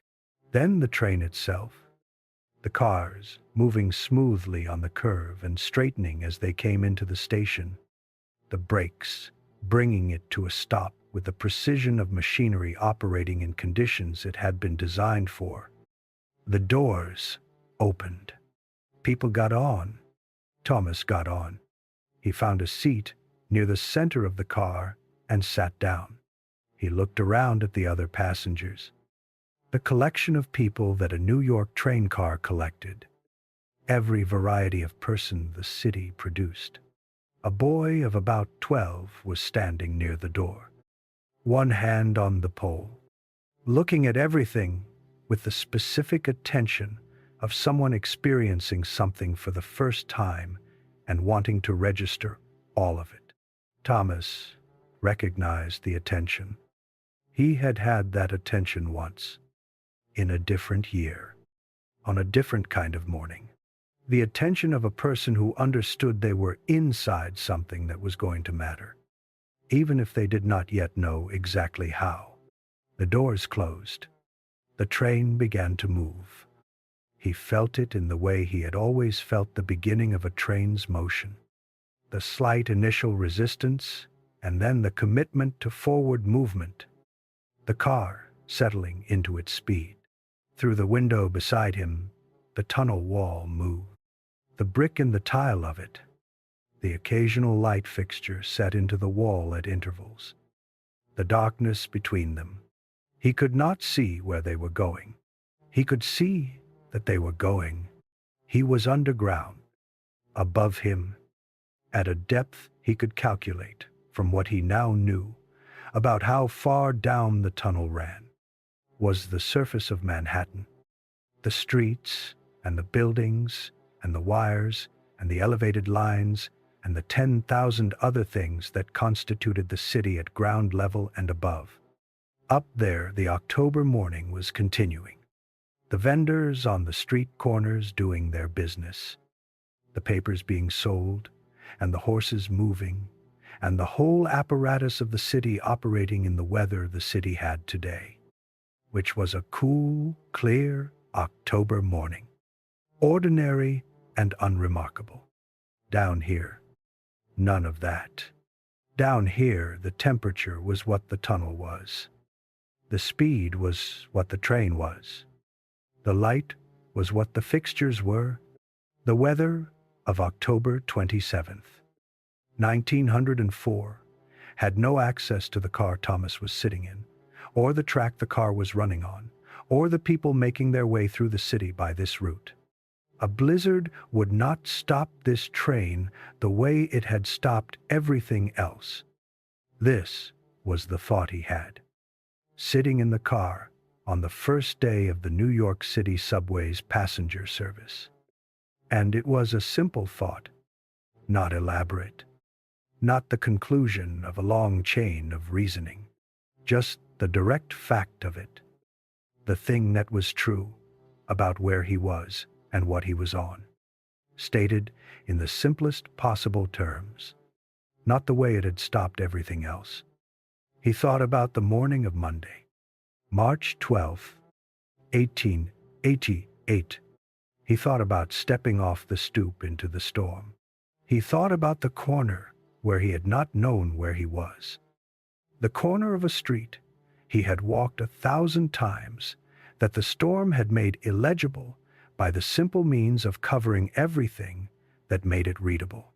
He thought about the envelope in his inside pocket, going soft. He thought about Briggs with his hands on the silent instruments. He thought about the woman at the second-floor window whose husband needed medicine and the druggist who was not there.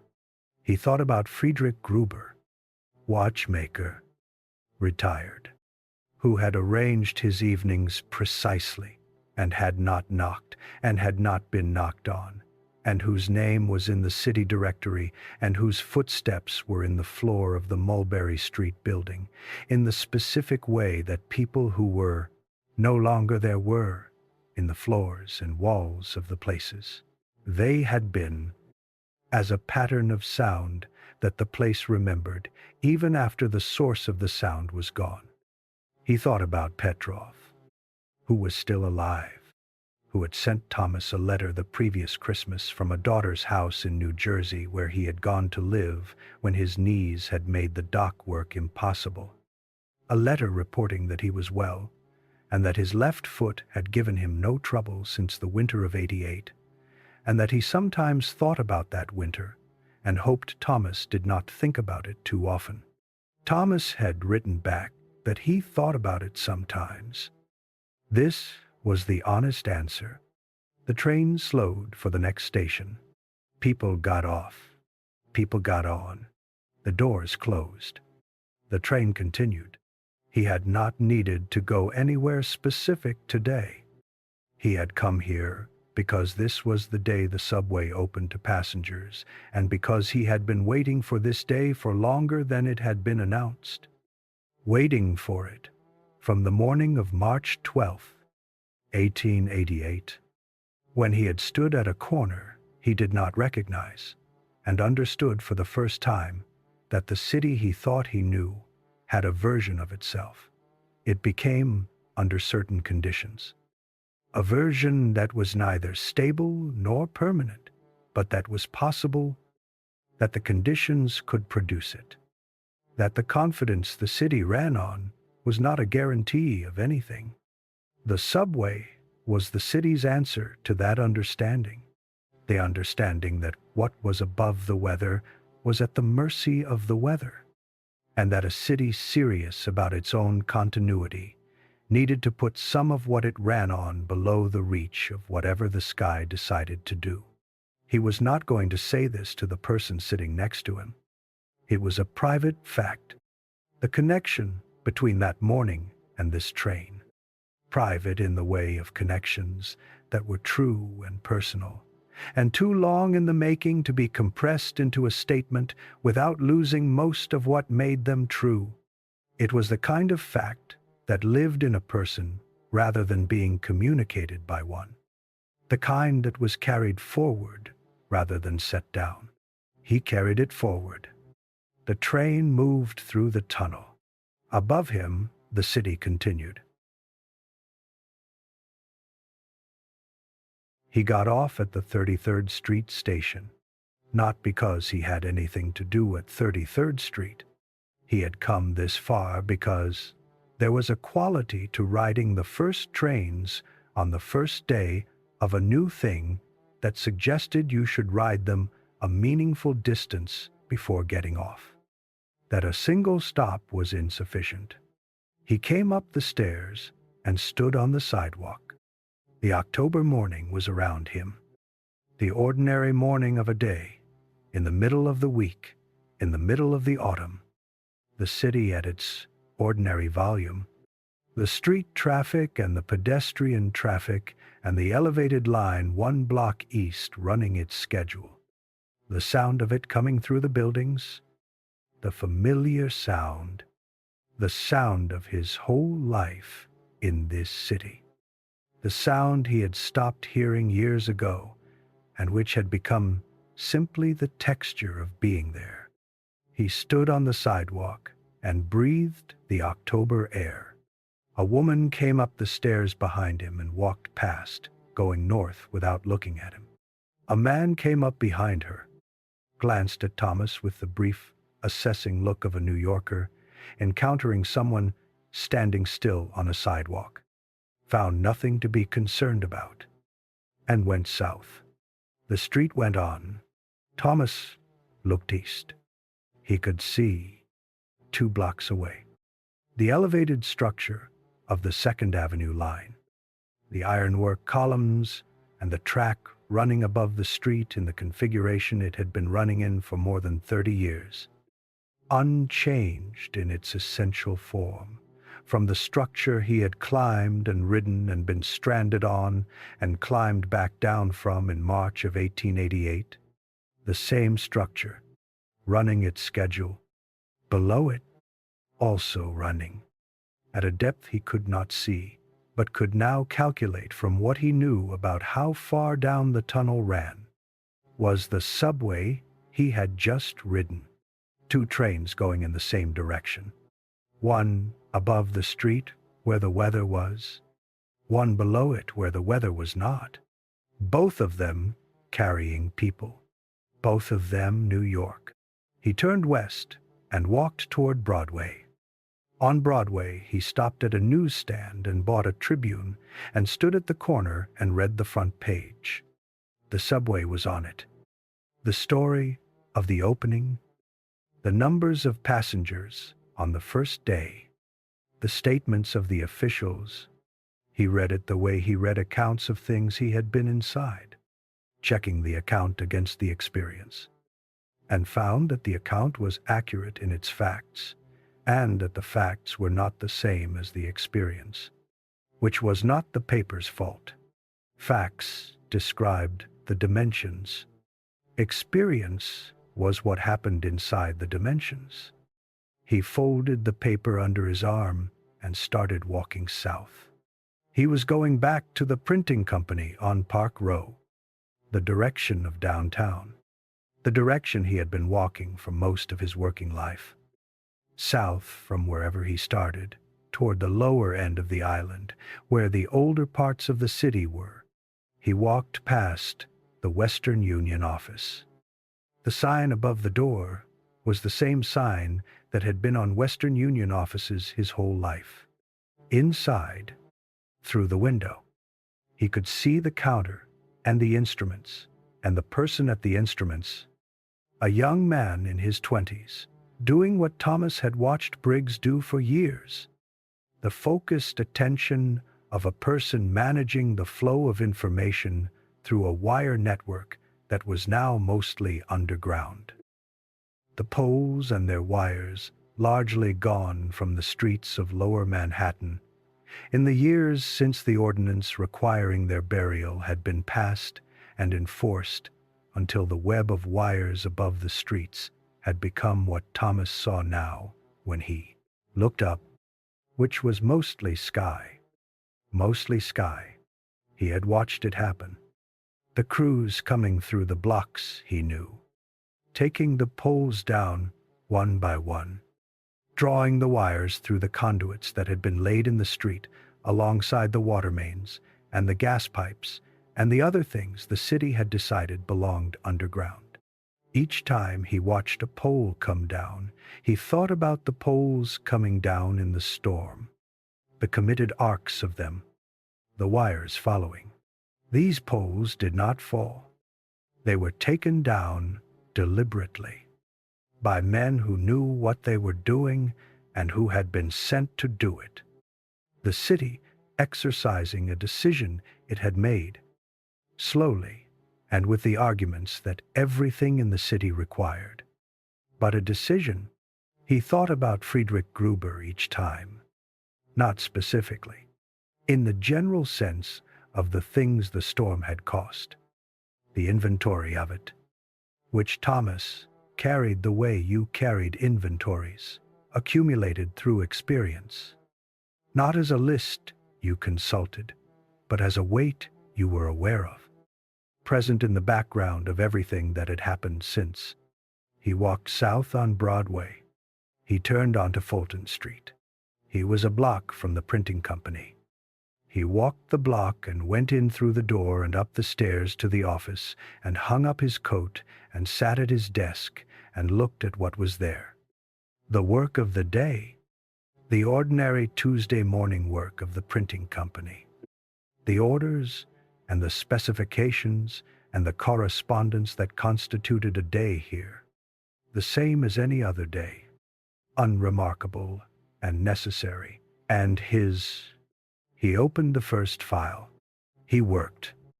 At noon he went out for the midday meal. The same cart on the same corner he went to every day. Bread and whatever the cart had that day. Eaten standing, because that was how he ate at noon. A habit from the Western Union years he had never found a reason to change.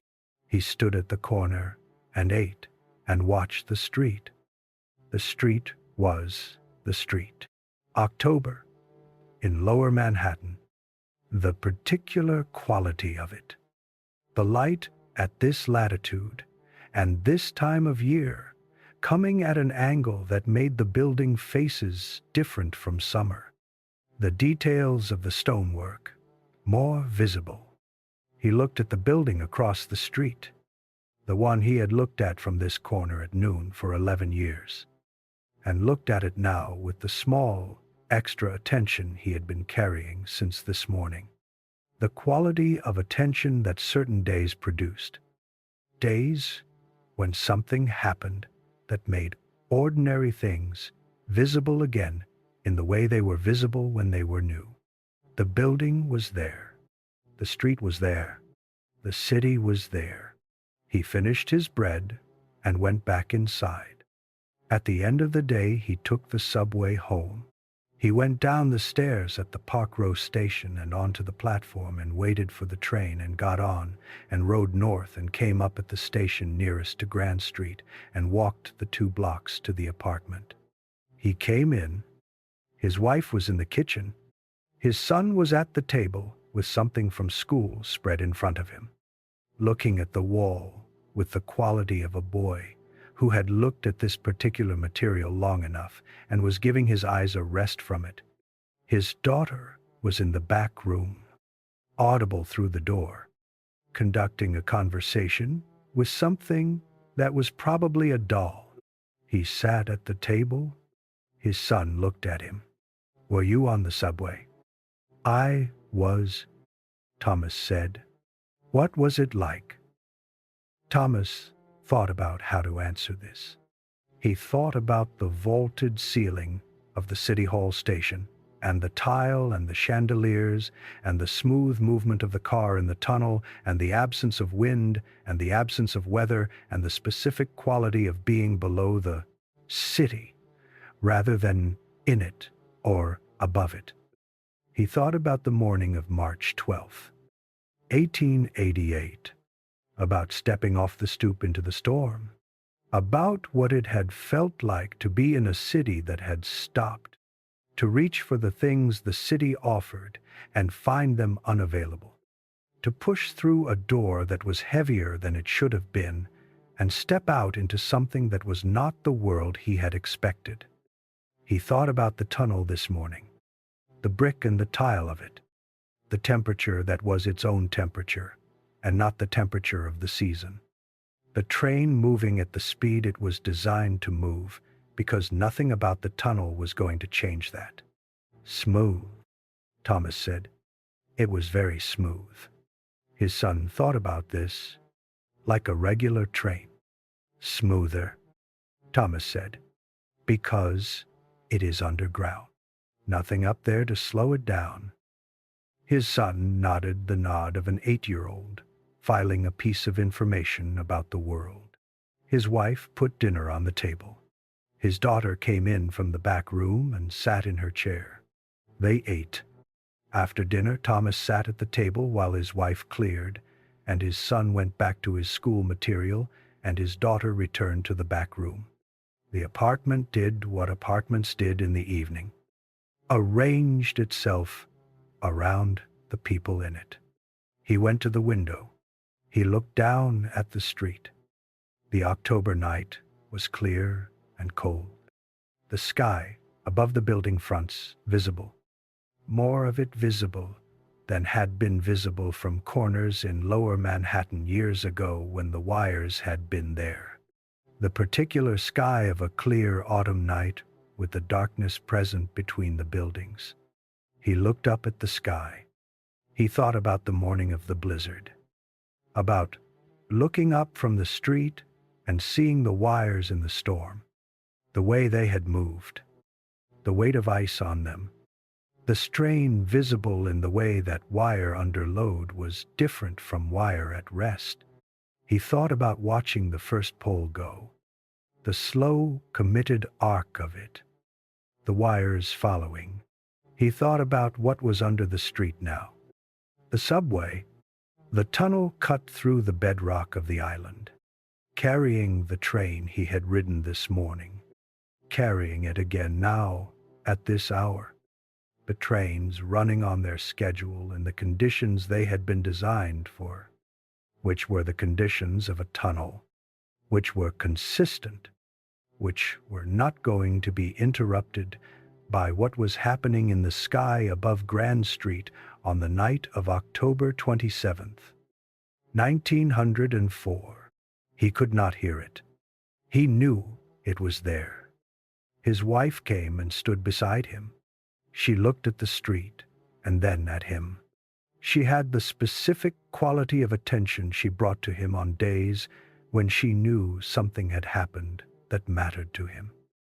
A quality that did not require him to explain, and did not push him to explain, but that was present. "Good day," she said. He thought about the City Hall station. He thought about the train in the tunnel. He thought about coming up the stairs at 33rd Street and standing on the sidewalk in the October morning and looking east at the elevated line and knowing that below it, at a depth he could calculate but not see, was the subway. He thought about Friedrich Gruber. He thought about him the way he thought about him sometimes. Not with the specific detail of the city directory entry, but with the specific detail of the sound, the kitchen to front room and back, the circuit of a life conducted one floor below his life for 2 years and ended in the front room of a cold apartment on a winter night in March. He thought about Brigid's observation, which had not left him in 16 years. He could have knocked any time on a Sunday when Petrov came up for salt. He had made sure since then to knock on other doors, to know the names of the people he shared walls with, to understand that the footsteps through the floor belonged to someone, and that someone had a name, and that the name was available if you asked for it. It did not undo what it did not undo, but it was what you did with what you had learned. "Good day," he said to his wife. She looked at the street for a moment. Then she went back to the kitchen. Thomas stayed at the window. Below him, the street. Above him, the sky. And somewhere below the street, running in the dark through the rock of the island, a train. He could not hear it. He knew it was there. He stood at the window a moment longer, and then turned from it and went to sit with his son, who had given up on the school material and was sitting with his chin in his hand looking at the middle distance. "What are you thinking about?" Thomas asked. His son looked at him.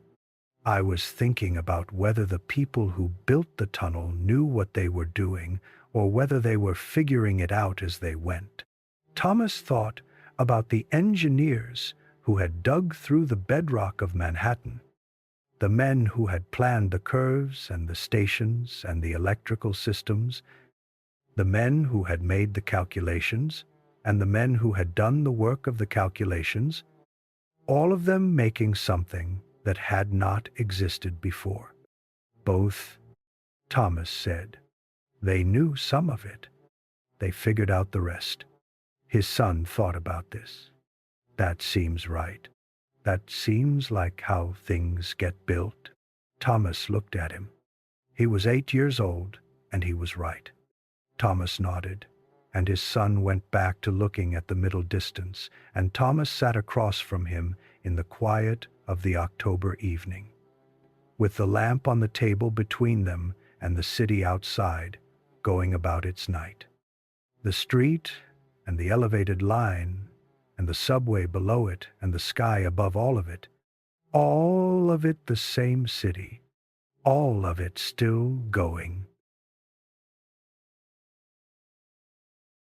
The building on Mulberry Street had a new family on the second floor. Thomas found this out not by asking, but by hearing, the way you found out most things in a building you had lived in long enough, through the sounds that came through the floors and walls at various hours. The particular sounds of new people organizing themselves in a space that had been organized differently before them. A couple with a young child, the child audible in the early evenings, in the way that children were audible through floors, and Thomas listening to it with the specific attention of someone who had learned to listen to floors. He went down and knocked on their door on a Sunday afternoon in May. The woman who answered was perhaps 30, with the look of someone who had been in the city long enough to have learned the city's particular version of wariness about unexpected visitors, but not long enough to have stopped being surprised when the visitor turned out to be harmless. He told her his name. He told her his floor. He said he had lived in the building for 8 years and had never properly introduced himself to the people on the second floor and had decided to change that. She looked at him for a moment, with the evaluating look of a person receiving information that did not immediately fit any of her existing categories. Then, she opened the door wider and told him her name. Anna Rayleigh. Her husband Patrick worked at a warehouse on the river. Their son James was 14 months old and was responsible for the sounds Thomas had been hearing through the floor, which she apologized for. Thomas said there was nothing to apologize for. He said he had grown up listening to the sounds of a building and knew the difference between sounds that were noise and sounds that were just a building being inhabited. She looked at him again with the evaluating look, and this time, whatever she found there seemed to satisfy her, because she said that was a kind way to put it, and offered him tea. He stayed for 20 minutes. He learned that Anna Riley had come to New York from Cork 6 years ago, that Patrick had been here for 9, that they had met in a building not far from this one, and had moved here when the previous building's landlord had decided to raise the rent beyond what seemed reasonable.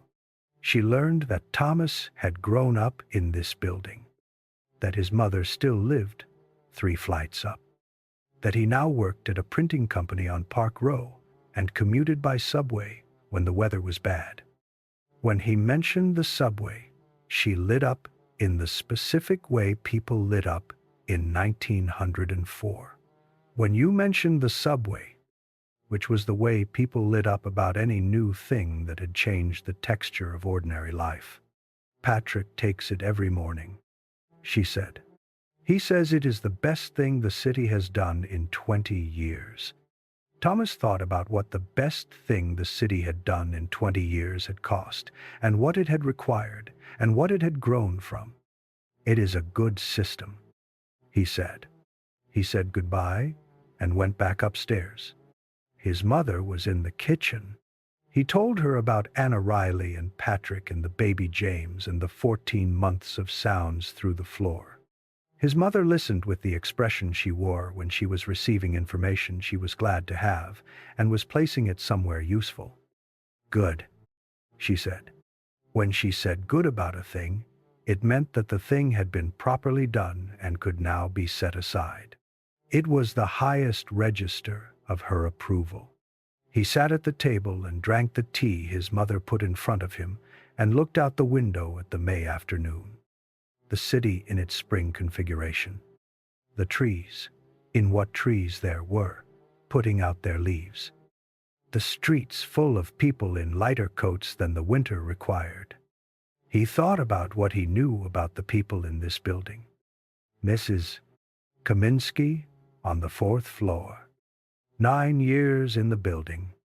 A widow who had outlived 2 sons and who kept a garden of remarkable productivity on her windowsill that she occasionally shared with the other residents in the form of herbs wrapped in newspaper left outside their doors.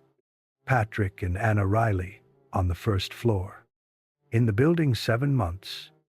The parents of James, who was 14 months old, and made the sounds that 14-month-olds made. The Petrov apartment, empty since Petrov had gone to his daughter's house in New Jersey. Now occupied by a family Thomas had not yet met and would meet before the summer was out. And on the 2nd floor, the apartment where Friedrich Gruber had lived, now occupied by Patrick and Anna Riley, above whose kitchen Thomas could hear the sounds of a family going about its days, which were the sounds of a building being inhabited, which were the sounds that buildings made when they were doing what they were supposed to do. He thought about Gruber sometimes, not every day, not with the specific focused attention of grief, which had never been exactly the right word for what he felt about a man he had never spoken to and had known only by the sound of his footsteps. He thought about him the way you thought about the people who had been in the places you were in before you were in them, with the particular quality of attention you brought to someone whose story you knew only from the evidence they left behind. A watchmaker, retired, a precise man, a man who had arranged his evenings in a pattern that spoke of someone who had always kept time carefully and continued to do so even after he no longer had anyone else's time to keep, a man who had been below them the whole time. He did not think about this as a source of guilt anymore, or not primarily. He thought about it as the thing that had made him change something. And the thing that had made him change something was the thing that made the change real. Made it not just an intention, but an action. A door knocked on. A name learned. A cup of tea. Accepted and drunk. The change was real. He had been making it for 16 years. He would keep making it. His mother sat across from him with her own tea and looked out the same window at the same May afternoon. She was 61 years old and had been in this apartment for 14 years and knew the building the way you knew a place you had organized your whole life within. Completely and in detail. Every sound and every draft and every board that creaked in the particular way that told you what the weather was going to be. "Brigid is coming Sunday," she said. "I know," Thomas said. She wrote. Brigid was 29 now, living in Brooklyn with her husband and her 2 daughters, teaching at a school in her neighborhood.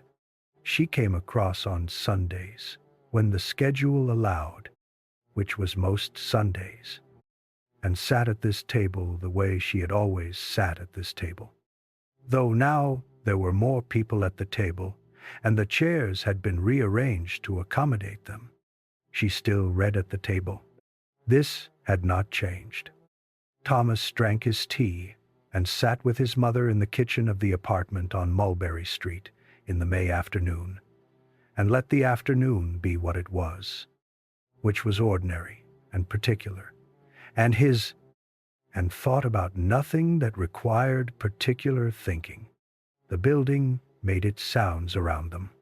The building was inhabited. Below him, Anna Riley was in her kitchen. Above him, Mrs.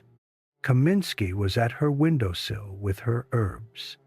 In the apartment that had been Petrov's apartment, the new family, whose name Thomas did not yet know, was going about its afternoon. All of it was happening at once. All of it was the building being what it was. He finished his tea and set the cup down and looked at his mother, who was looking at the window in the way she looked at it, when she was not looking at the window, but at something the window was adjacent to. "What are you thinking about?" he asked.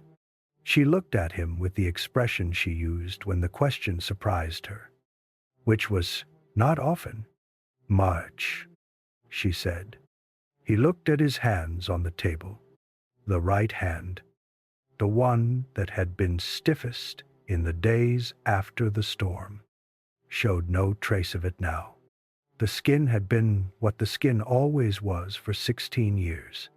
He would not have known to look at the hand that it had once been otherwise. The body did that. It recovered and covered over and moved on. And what remained was not in the hand, but somewhere else, somewhere less visible, in the quality of attention he brought to floors at night, and to the wires above the street, and to the doors he had not knocked on, and to the doors he had.